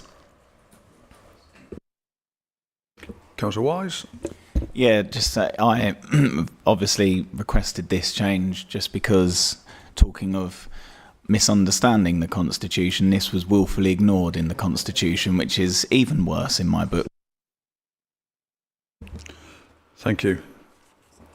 Could I have a proposal for that one? Councillor Baldock, Councillor Martin, those in favour? That's unanimous. Councillor Gibson, did you... Oh, there you go, yes. Yeah. So the next issue that Constitution Working Group was looking at was in relation to how minor amendments to the Constitution are made and the oversight of such amendments. And the fundamental change was that because where we have a Constitution Working Group, as appointed by Council, that it seems sensible where the monitoring officer is exercising a delegation in respect of a minor amendment to the Constitution, that they refer that both to the Leader of the Council and to the Chairman of the Constitution Working Group.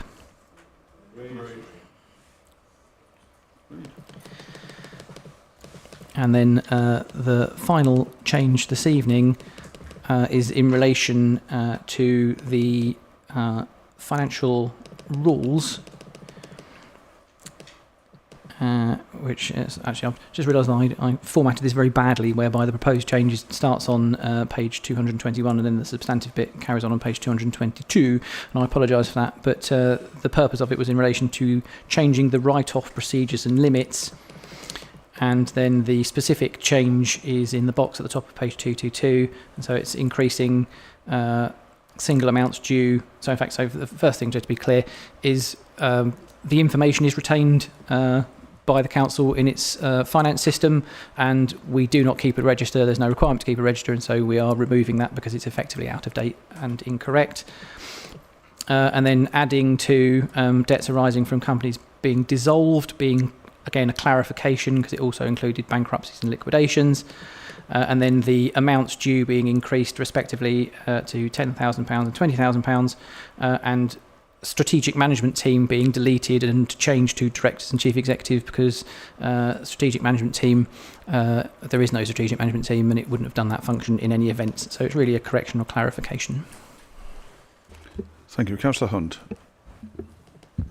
I just want to question the removal of the and the information to be kept in a register, because I think I might have it wrong, but I'm sure it was this committee. We had quite a long discussion about some of these debts being looked at, and there was concern that we'd need to keep a sort of record on some of these companies so that in the future we may be able to go back to them. I think one thing we said was maybe if somebody's abroad and there's a debt there, we're not then going to chase it. But actually, if that person then came back to this country, we need a record of that decision so we could then try and sort of recover that debt again. So not having a record is just a concern that whole discussion that we had. So is this something that we're looking at removing that actually was only added in quite recently, or was that a separate thing when we looked at it?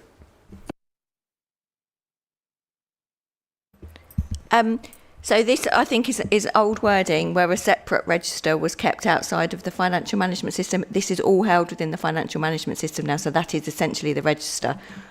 I didn't want this to trip us up. That we have a separate register on top of the register that we have within the financial management system. So the full record, there's a primary source of data of the full record is the financial management system, which is in accordance with the financial regulations, and there is a duplication of effort keeping it in a register. I don't do that because I didn't actually realise this was what was in the financial regulations, which is why we are stripping that out, because it is surplus to requirements. Thank you. Councillor Harrison, please. Thank you, Councillor Hunt. Whilst all the information may well be within the financial systems, I haven't got access to that. I don't think you have either. I don't think anyone here has. We used to. In the days when members had access to all sorts of information, we used to know everything that was going on. And we also used to have the old computer printout put in the members' room of the debt write-offs and the debtors, so that members could run through and say, oh, it says here that they've gone abroad and we're not chasing them. You do know they've moved back and they're in I know, number 3 Acacia Avenue, Sittingbourne, don't you? You see? And members were a fount of knowledge on a lot of this stuff because we knew what was going on in our patches. So, and also, some of these registers, members of the public could actually come in and inspect. And I was here, I can't think what I was chair of, but I was here, had to come in one year during the annual accounts being open to the public. I had somebody come in and ask questions on all of this stuff. Yeah, it's a bit spooky. But this person apparently came in every year and inspected. So whilst it's great having everything on the old IT, having a book there which you can glance through, it was all confidential. I'm not saying that you'd go and talk to Joe and Josephine in the pub about it, but it was information that members needed to be aware of. Thank you. Mr Harris. Well, I think I was going to shoot the shark closest to the boat, but I think Councillor Harrison's already done it when she mentioned the confidential nature of it, because of course I think you're referring to a time that predated current privacy laws, and that the information of debts to the council would probably not be within the realm of the need to know for any particular councillor, I'm afraid. Most of the stuff was reported to Policy and Resources Committee because Policy and Resources Committee had to agree to the write-offs on the books. The fact that we wrote it off on the balance sheet, or however we do it, didn't mean to say that that person and the debt was not on the register somewhere, and we kept an eye on them. And as I say, members also knew because they'd had it reported to them. It was basically the stuff that went to Policy and Resources sat on the computer printout in the members' room. Now, if we ain't even getting it here now because it's all delegated, and why would we need to know? Because we don't know nothing. We don't need to know nothing. I'm having one of my rants, Chair. I'll finish there. Thank you. Can I just add this? These changes were on the recommendation of Policy and Resources. So we have discussed them here previously, and I'm just following up what you asked me to do. Councillor Baldock. With apologies to the last speaker. That's you. I hear what Councillors H say, and I think there is quite a lot of merit in what they've said. We don't have access to the financial management system, or if we do, I don't know how.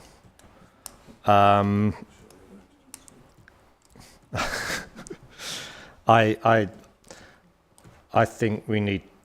I don't really want to suggest this, but I think we need to give this a bit more consideration. I can envisage the situation that Councillor Harrison said, where somebody said, "Oh, you know, they live next door actually, and I'm buying Lamborghinis." If they still make Lamborghinis, obviously not after 2030. They there is. The larger amounts have to come to P&R anyway, but we are reducing that number by increasing the threshold. We don't see the lower ones, and perhaps there should be a facility for us to do so. Bless you. I'm going to propose that we don't make these changes at the moment, and that we consider them again. Thank you. Lisa. So a couple of points. The thresholds haven't been changed for many years, and so our council tax and business rate debt has gone up. So the thresholds have moved by the increase in the amount that we're levying. So the that kind of needs to go hand in hand with that, otherwise you'll literally be seeing everything.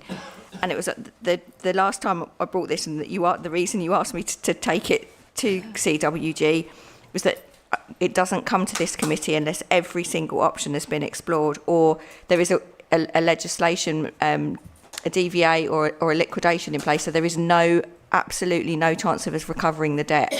If there is a chance of recovering the debt, I am not writing it off.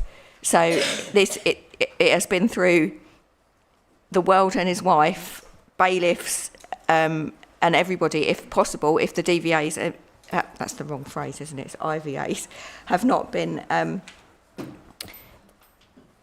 put in place, and the special debt notifications that we then are not allowed to pursue the debt. So I literally will only bring it to you when there is no chance of recovery. So, but obviously it's your choice.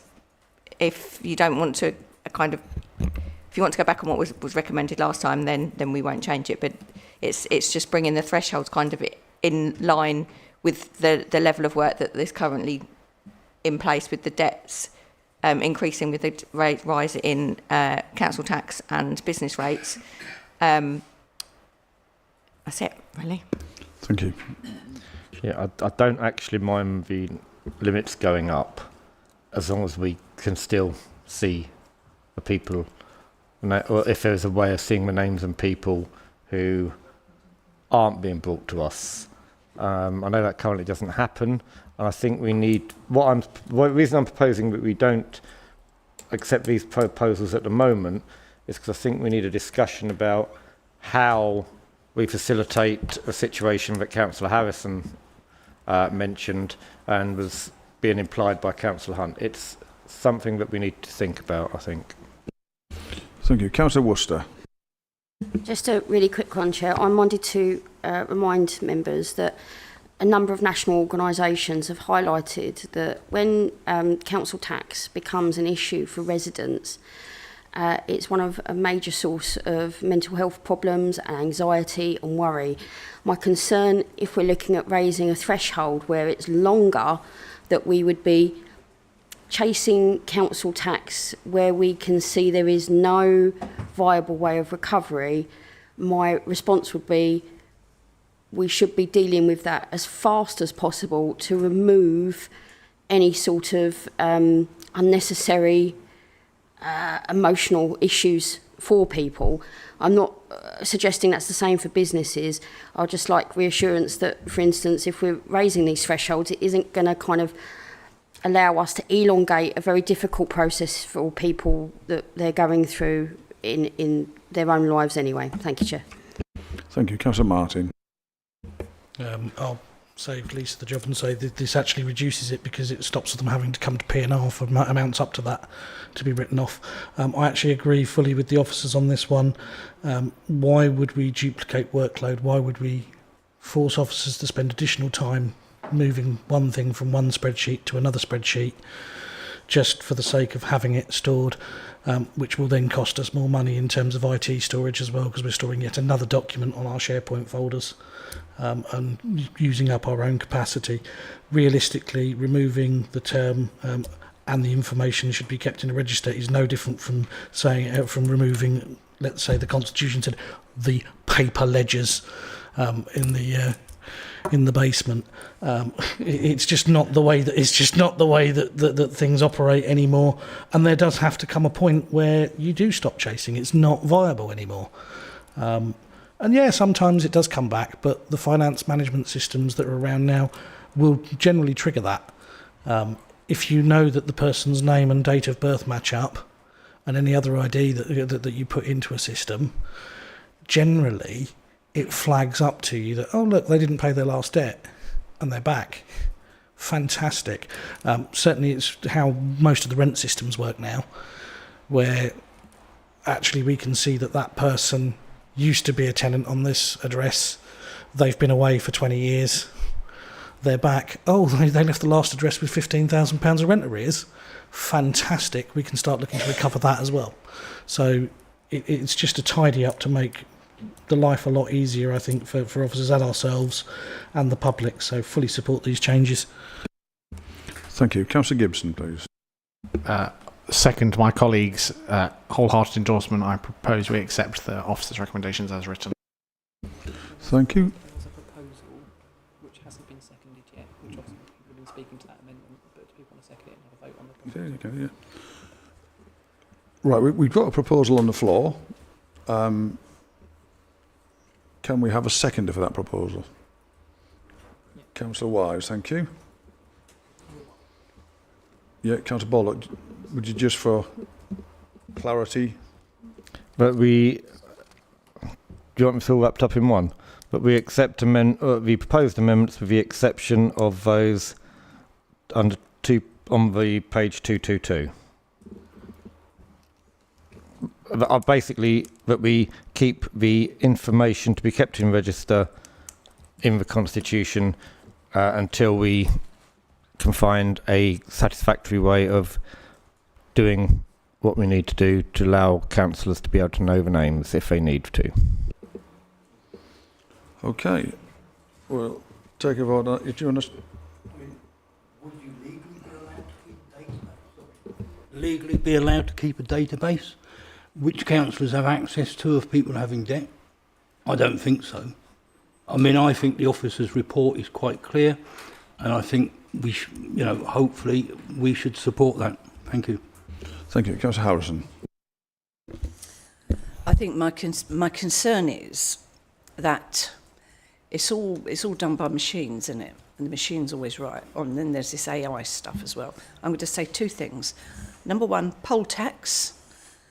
We wrote off a massive amount at this council, and then for at least 10 years after the poll tax had gone, we were getting in a considerable amount of money every year. People were chipping, some which members had made arrangements with, I have to say, to pay £1 a week, because the finance wanted, don't know, you pay it all or we're taking you to court.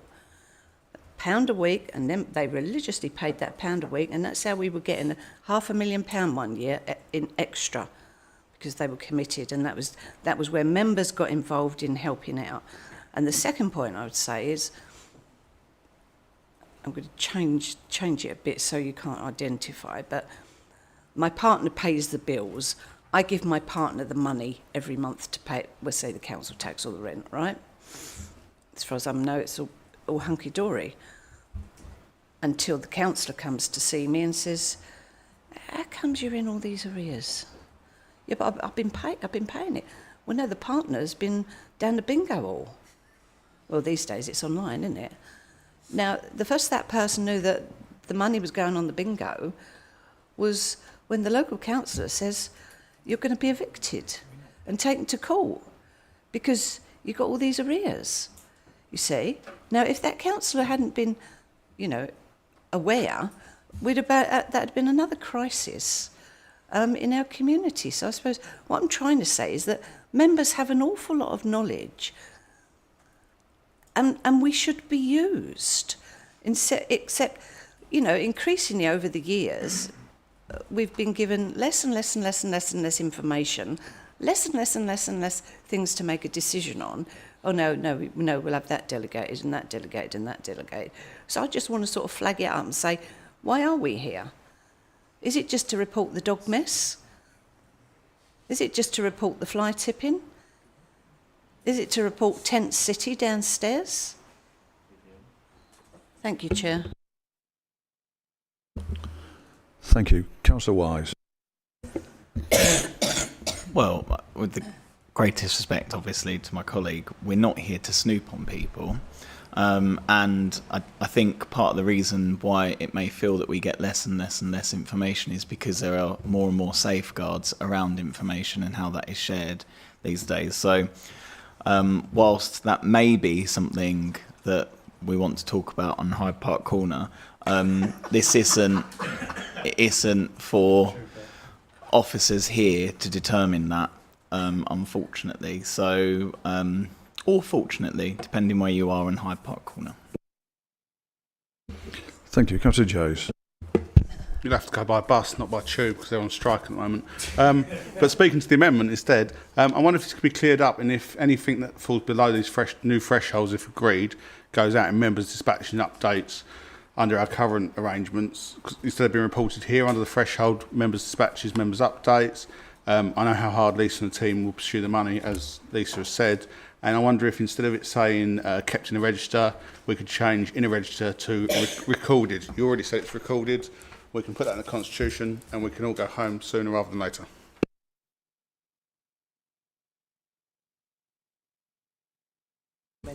So that's a different amendment.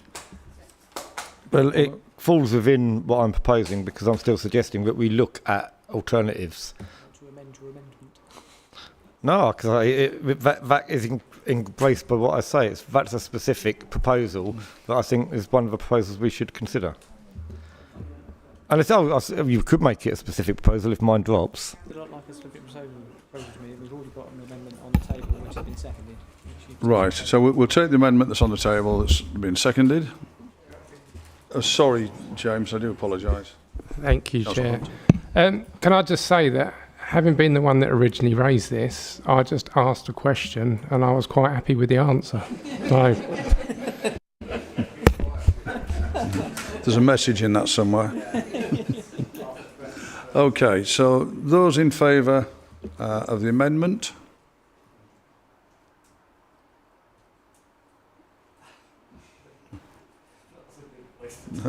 Yes, absolutely. Okay, those against? Right, so that amendment falls. Councillor Jays? So my amendment would be is that we delete in a register and place it with to be recorded, and that items below this limit are reported to members through dispatches or members' updates. Is that legal? I don't know what you were talking about. I mean, like you talk about Councillor Harrison, it's just left in the members' room for people to go and have a look at. Yeah. No, that's not going to happen. I'm not sure you're going to send it out of the dispatch. I just don't think it's legal. I'm not clear what it means. Right. Okay. So we've had that proposal. Yeah. So it'll be anything that's usually reported to this committee. I'm not asking for anything extra. We're not going outside of the realms of what we're not already doing. I'm not asking us to breach GDPR. I'm just saying what information this committee would already get that are now would be outside the new thresholds. We still get, but we don't chat for half hour, 45 minutes on it here.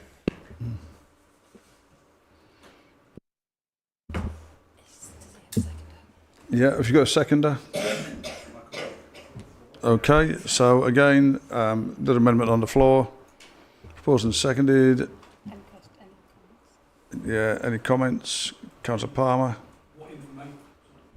What information do you put in there? Do you put a list of everything that's outstanding without any names and addresses, or you just say £50,000 is outstanding?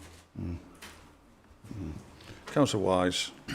If my memory serves, when we did spend a load of time looking over one once, when we all then concluded, oh no, actually we should write it off. Yeah, thanks for that. When we did do that, it was a blue paper item. We can't start sending all this out. So actually, you couldn't even share it with your colleagues, really. If you did, you're just admitted to breaking the rules. So it can't go out. It was blue paper item anyway. So if we're changing thresholds, changing the thresholds. That's... Okay, we've got the amendment then. I'm going to take a vote on that. Those in favour? Those against? So that one falls too. Yeah, excellent. Well done. Delighted We've got a seconder. Well done. So, Councillor Baldock's moving the recommendation, seconded by Councillor Gibson. Those in favour?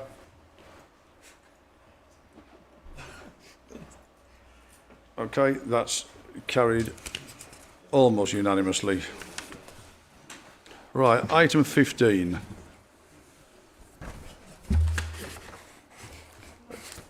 Are we sure that Constitution said the leader will be the chair? I'm afraid you've still got that. Thank you. Okay, agenda item 15, which is a Swirl Leisure contract, and it's in the hands of Mr. Cattell. Martin. Good evening, committee. Following the Service Committee's approval, I'm pleased to say that the new leisure centre tender is currently underway, and we've had a really good response to that. This report was previously considered by the Housing, Health and Communities Committee in July of this year, and obviously discussed and endorsed through the Leisure Member Working Group. They resolved that a sum of £2 million in capital funding be referred for decision by P&R, so that's why we're here tonight. Why is the capital sum needed? Well, despite the recent and ongoing investment in Sheppey Leisure Complex, the council's other leisure centres are ageing, some over 30 years old, and recent condition surveys have suggested the need for investment, most critically in behind the scenes service areas such as boilers and plant rooms, etc. This is very timely that we consider this report, given that we suffered some serious failures of boilers at Swallows only last week, and these are becoming increasingly harder to repair and more expensive. If approved, the proposal is that officers will investigate the best use of the £2 million of funding and look to design the capital projects that replace these service areas with up-to-date, efficient systems. Not only will they help prolong the lifespan of the facilities, but hopefully they'll reduce the future running costs and obviously contribute to reducing our carbon footprint, carbon emissions.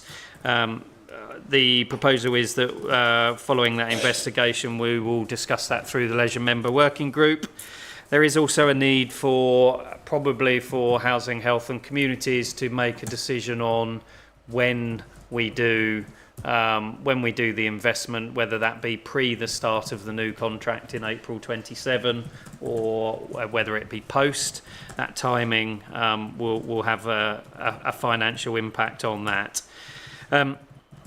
Prioritising the council's investment in those behind-the-scenes service areas means that hopefully, if we achieve it through the new leisure tender, where the new contractor looks to put their own capital investment into the centres, then that investment can focus on front-of-house activities and obviously improve and widen the offer to our residents.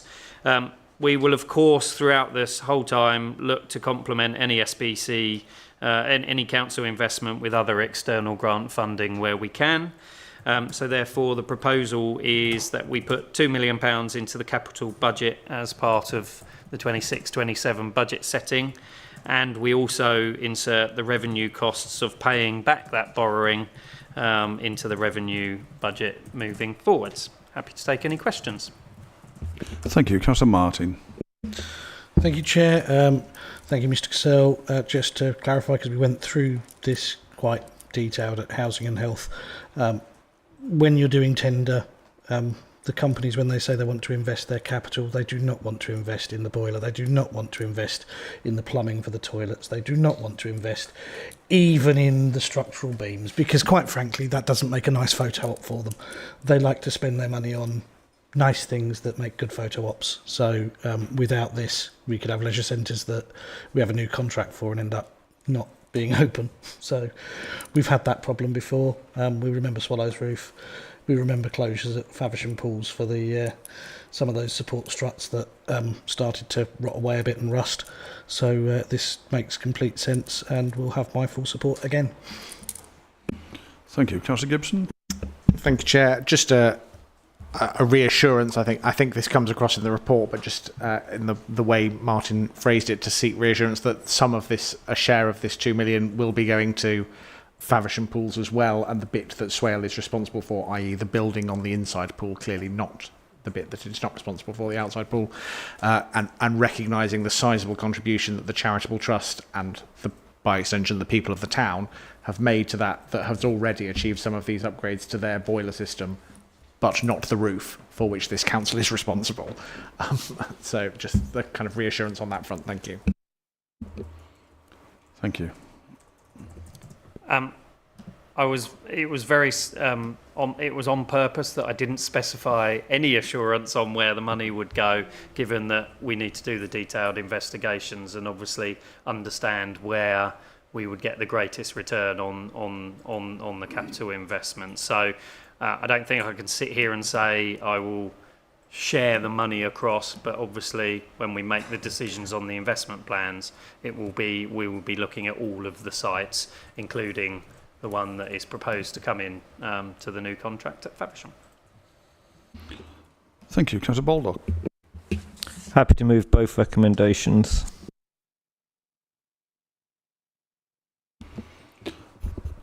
Thank you. Councillor Power. I was just going to, quite happy with the report. I was going to propose it, but that's fine. Right. Thank you. Councillor Worcester. Thank you, Chair. Really pleased to see that obviously environmental considerations are being taken into account by officers with regards to reducing long-term cost for that facility regarding energy saving, and I'd be very interested in following that, and hopefully if really good decisions are made, it should be something that Swale Borough Council are really proud of in terms of reducing those costs for that building, but also making sensible decisions with regards to making sure we are recognising the emergency that we have recognised as a council. Thank you. Thank you. Councillor Hunt. Thanks. Just a couple of questions. I think Lisa probably needs to close her ears, because this was discussed on the 3rd of July by Health and Communities, and we've come up with a figure of 2 million. How has that figure come up with? Because if we've just said we're going to look at detail about where it could be spent, surely there's an idea of where it needs to go because of the figure of 2 million. But also just heard us say it's timely because boilers at Swallows need some work, and that's only probably come up since the 3rd of July. Boilers seems like quite an expensive thing. Is 2 million enough? Because we've got extra things there. There must have been some sort of shopping list, and if that's now suddenly gone up, do you need more money?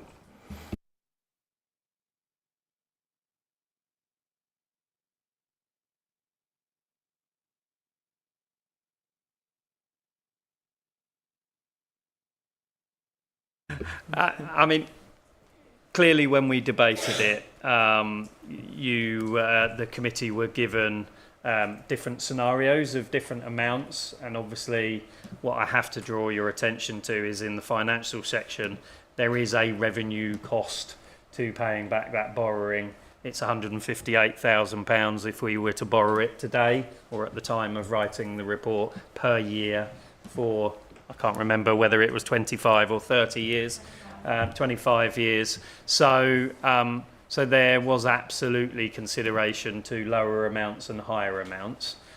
We do have what's called a buildings reserve as well, which is set aside for emergency stuff for our built assets as well. So, and of course, I referred to it earlier, we're doing absolutely everything we can to try and lever in external funding or developer contributions towards these facilities as well. So if you were giving me as the head of leisure asking me the question, I'd quite happily spend £20 million on our centres, but I think I probably need to give you the advice to be prudent in light of the budget situation.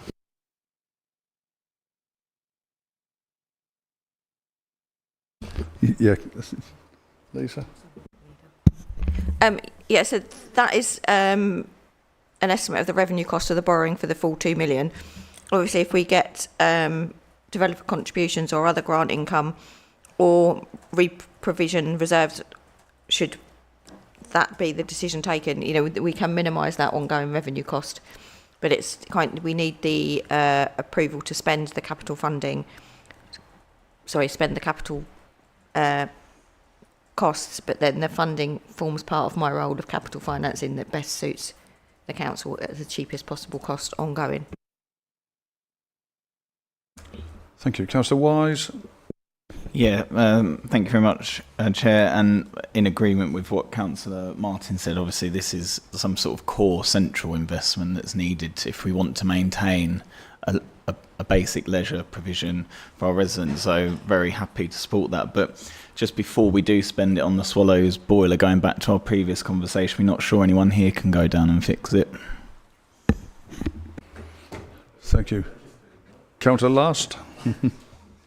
Thank you, Chair. I just really want some clarification. When we were on the Leisure Group Working Party, and we talked about funding and capital investment, one of the things that was discussed was fund matching from the new contractor and whoever gets a leisure contract. A, are they aware of this sort of figure? And B, are you getting any positive responses from matching that sort of investment?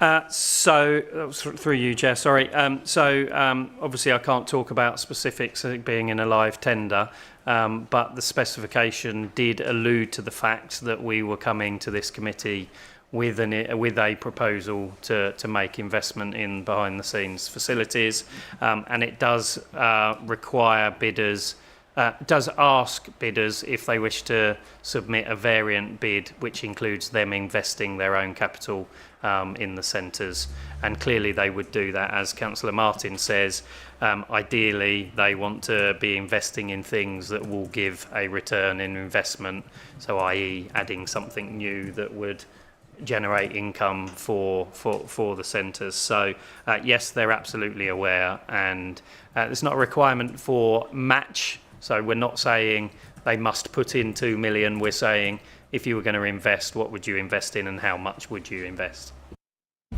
Thank you. Finally, Councillor Hunt, and then we'll move to the vote. Thank you. From what's been said, obviously Martin would like more money. If we can afford it, it would be good to get more money. And if we are putting up more money to show that other companies coming in to put bids, we're showing that we could give more money. They may put more money in as well.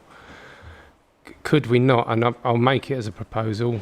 Lisa might not like it, but if we set up to 3 million, if that can be worked out into budgets and be affordable with borrowing, even if that money is coming from, you said there's a revenue, I can't remember what pot you called it, but there's a maintenance budget in there. If some of that budget could be used to finance some borrowing to do that work, it seems better. But so if we set up to 3 million, it's then up to officers. If it works, it works. If it doesn't, then it's whatever, a lesser amount. Okay, I've got the 1-5 officer having a tombola sat next to me. I can feel it shaking, so I'll let her speak. So the building maintenance reserve is one-off funding only, so wouldn't support the ongoing revenue costs of borrowing, and this is to go into the budget discussion mix. It's at the moment we've got a budget gap. This will increase that budget gap, but it is for something that we have to do. We would have to replace the boiler, or we wouldn't. We could close the centres. I'm not suggesting that is what we do, but it's part of the budget, and that's what this is doing. This is going into the budget discussion mix, so it will form part of the budget working group and then the ongoing budget work from here on in. Can I just give one clarification? I don't want to cloud people's judgment that just because I used the example of the boilers at Swallows doesn't mean that that's the decision currently, that we're going to spend the £2 million on it. We will do that investigation. Clearly there may be a more pressing need for us to sort the boilers out for Swallows, in which case we would use the property reserve. So I didn't want anyone voting on it thinking that it was only going to be on Swallows boilers. Right, I'll indulge Councillor Martin one more time. Thank you, Chair. Just to give Mr Casella a bit of backing there, I do believe when the Faversham boilers were done through the special funding, it was about £193,000, so allowing for inflation probably about £250,000. So it's not going to cost all 2 million straight away. Okay, so it's been proposed by Councillor Baldock, seconded by Councillor Martin. Oh, Councillor Baldock, do you want to... If Councillor Hunt is willing to propose that as an amendment, I think actually having that greater flexibility is not necessarily a bad thing, so I would second it. Just to clarify, I did propose it. Thanks. As an amendment, I will second it. Right, those in favour of that amendment?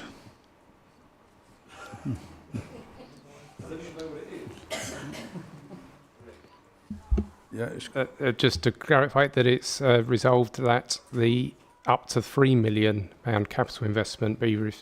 no, that was the other report. Anyway, up to £3 million will be considered for investment. Okay, so you're all clear on that?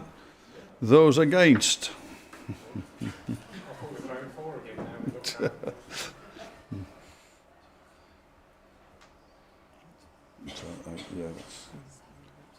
Yeah. Abstentions? So that's fallen. Okay, so we're back to the original then, which was proposed by Councillor Baldock, seconded by Councillor Martin. Those in favour? Unanimous. Thank you very much. Right, we'll move on to agenda item 16, which is the procurement of building contract for Cockleshell Walk housing scheme, and this is with Charlotte on the graveyard shift. Thank you, Chair.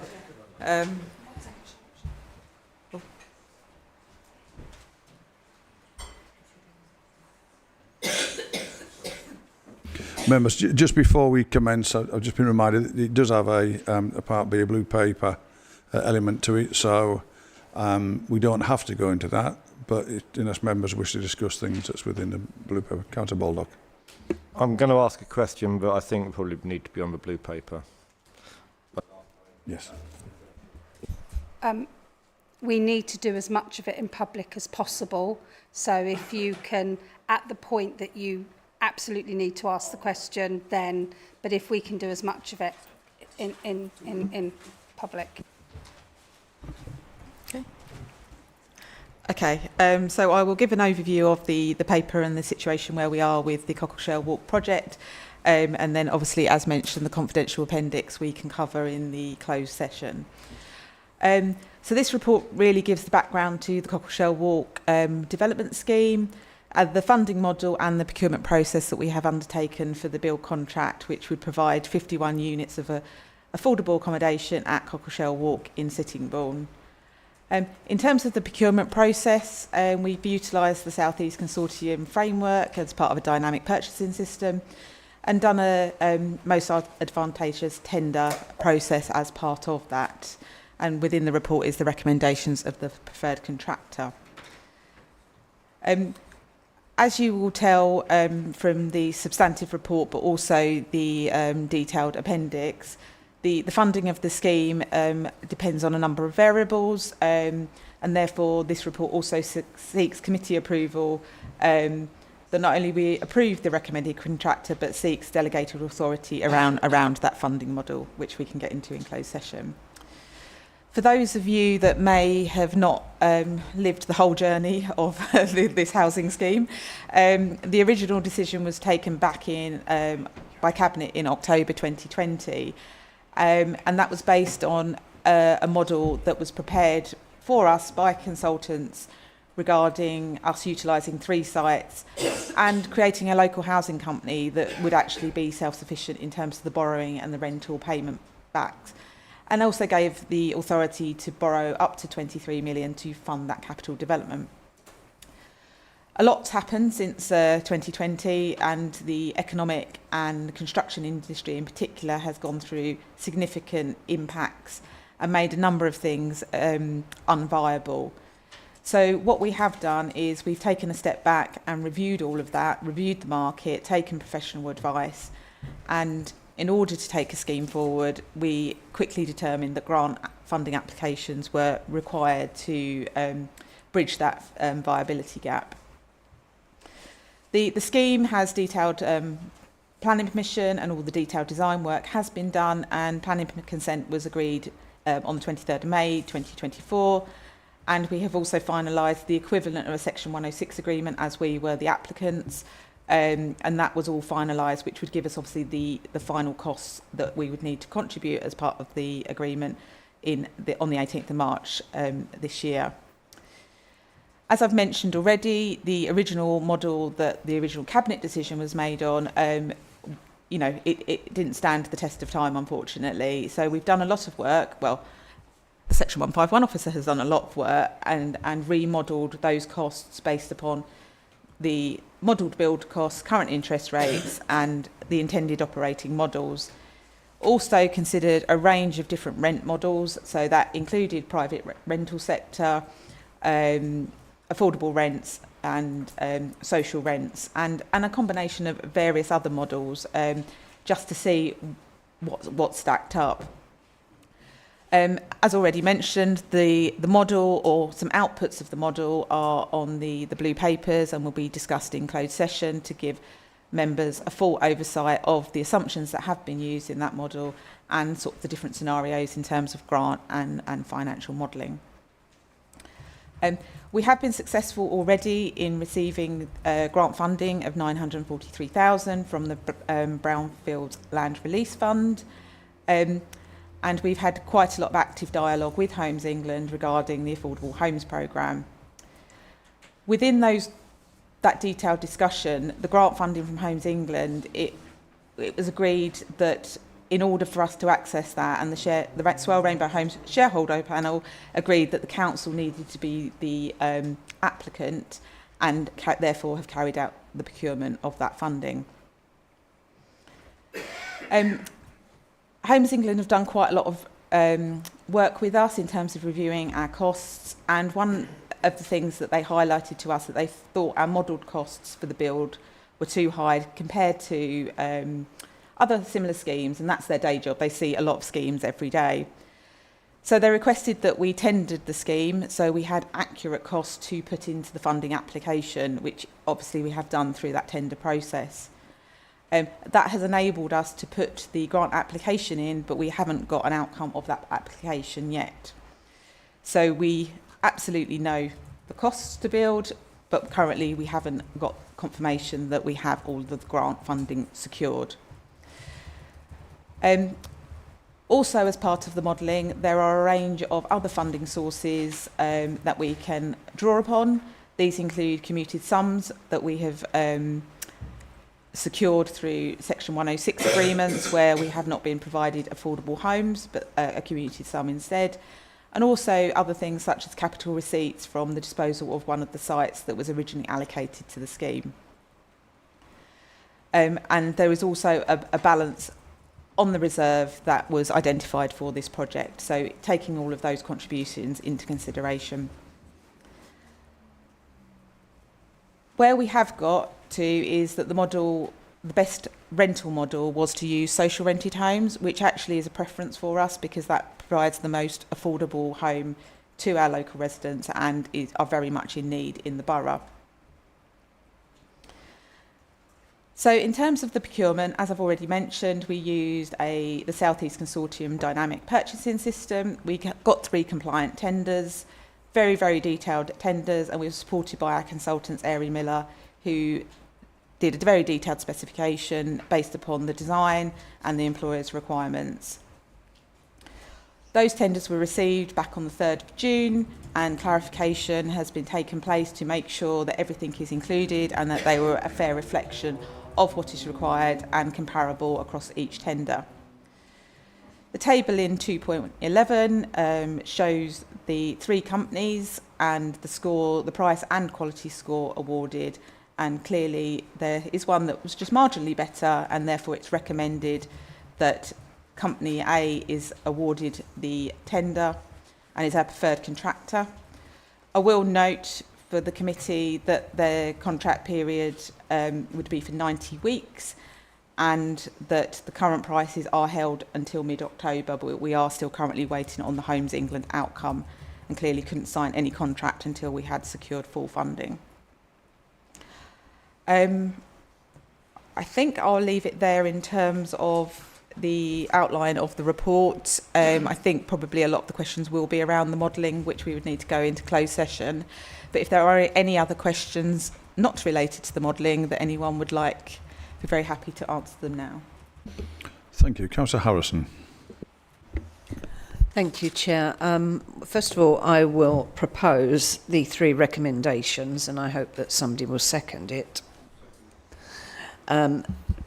Secondly, I would pay tribute to Councillor Ben Martin, who he's probably really surprised it's actually here, and unfortunately he isn't here to see it. He's had to go out because he's on the shareholder panel. the board, that's it. I know it's one of those two. But it's been a hell of a long time coming, and it was he who first raised this when he was the cabinet member, so I pay tribute to him. It has been a long time coming, and if I hadn't have been involved, not on the board, but on the shareholder panel, I would not have believed the difference that year-ish of COVID actually made to prices in this country.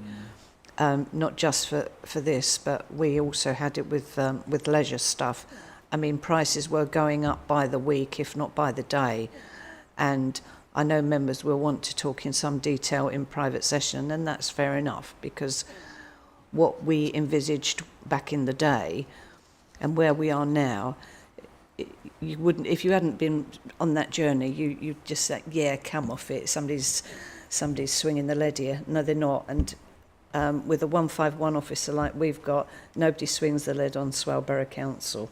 So, yeah, I very much hope that Homes England will give us the grant to get on with this, but I've proposed the recommendations, and they clearly state, as long as we get the grant from needed by Homes England. So we're not writing a blank cheque here for Swale Borough Council. What we're saying is, if all the boxes get ticked, then it's a goer. Thank you, Chair. Thank you. And just to confirm, your proposal was seconded by Councillor Richard Palmer. Councillor Hunt, please. Thank you. I did have a question. I think it's mainly been answered, and that was because of what happened in the past with Rainbow Homes and things. I'm pleased that has been mentioned. But what happens now with Rainbow Homes? Because it seems to be saying here now is that as a council, we made the appointment of the company, we put up the money. It seems like Rainbow Homes has got no mention in this at all anymore. So is that now completely out of it? Rainbow Homes has got no more dealings with this. If that is the case, who is then going to be overlooking this? Because we had shareholders on that Rainbow Homes that were part of this, that were them sort of reporting back. Where is the oversight now going to be with this? And also, without picking out any figures or anything, when we're looking at viability and the cost of this, are we including the cost of buying the lands back to have those car parks back in our ownership? Okay, so if I can answer the question with Swale Rainbow Homes. So currently we have a decision that we have a local housing company that was taken by Cabinet back in October 2020. We haven't taken a decision to undo that. There are a couple of options on the table, and a future report will come forward to determine the best governance route that I believe will go through the Housing, Health and Communities Committee in the first instance, at least, if it doesn't need to go any further. The council can be the developer, and we just need a registered provider to hold the assets to deliver them as social housing by the time the properties are occupied. There are a range of options. I think that's a future decision. At the moment, we are going ahead with how do we build them and how do we get these properties up and running. If that helps. And what was the other one? Thank you. Councillor Baldock, please. Sorry? Sorry, and the question about the figure. Oh, apologies. So the funding, if it's done as the council, that will be then done as any other capital programme scheme is. So LUF, for example, has a working group that oversees the programme management and spend. So I'm sorry, Charlotte, I think that this would be something like that as well. But then it would form part of our normal budget monitoring and reporting through this committee. Thank you. Now, Councillor Baldock. Thank you, Mr. Chairman. I'm glad that we are going with a company that had the highest quality, even though that wasn't the best on price. Don't like the 60-40 split. I just seek assurance that Company A is not a company that would cause many councillors in this on this council severe embarrassment should they turn out to be certain companies.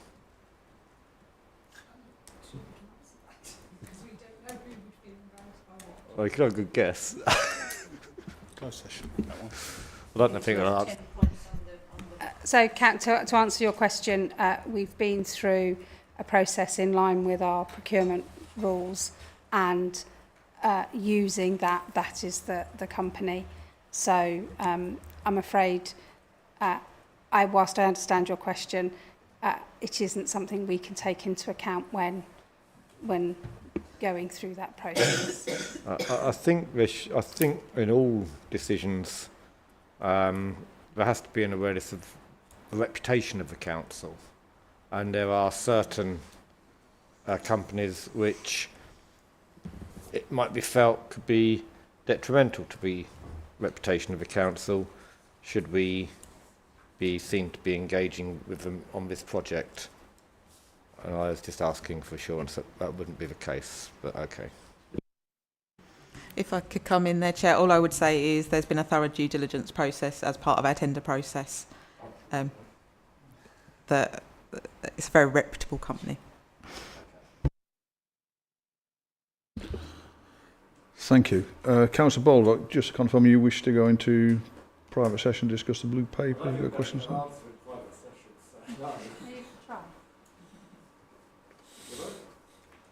Okay, yes, I'd like to. Okay, members. Yeah, to read out the spiel.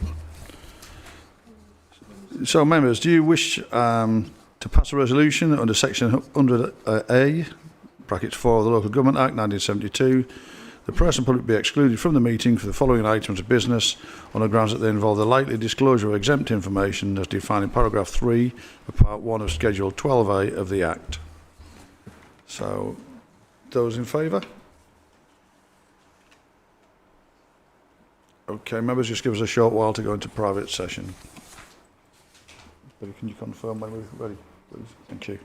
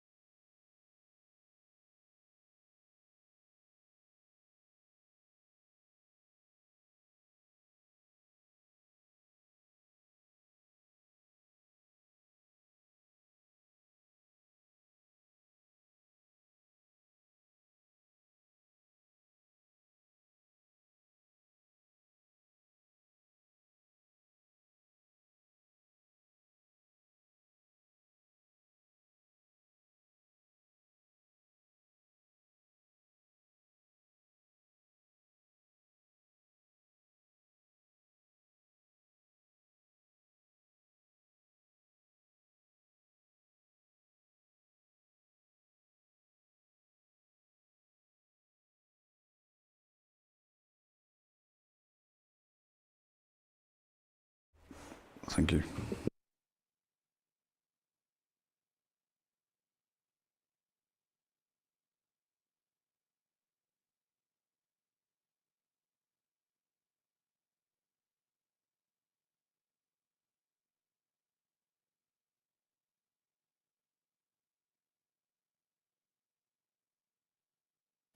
Okay, we're back in public session.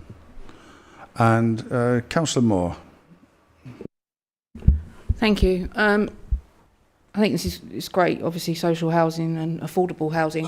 One of my main concerns, and which obviously was brought up at council, as this is likely to be, 51 families, or round about that, like not with the one bedrooms, have we got adequate facilities in the way of children going to schools?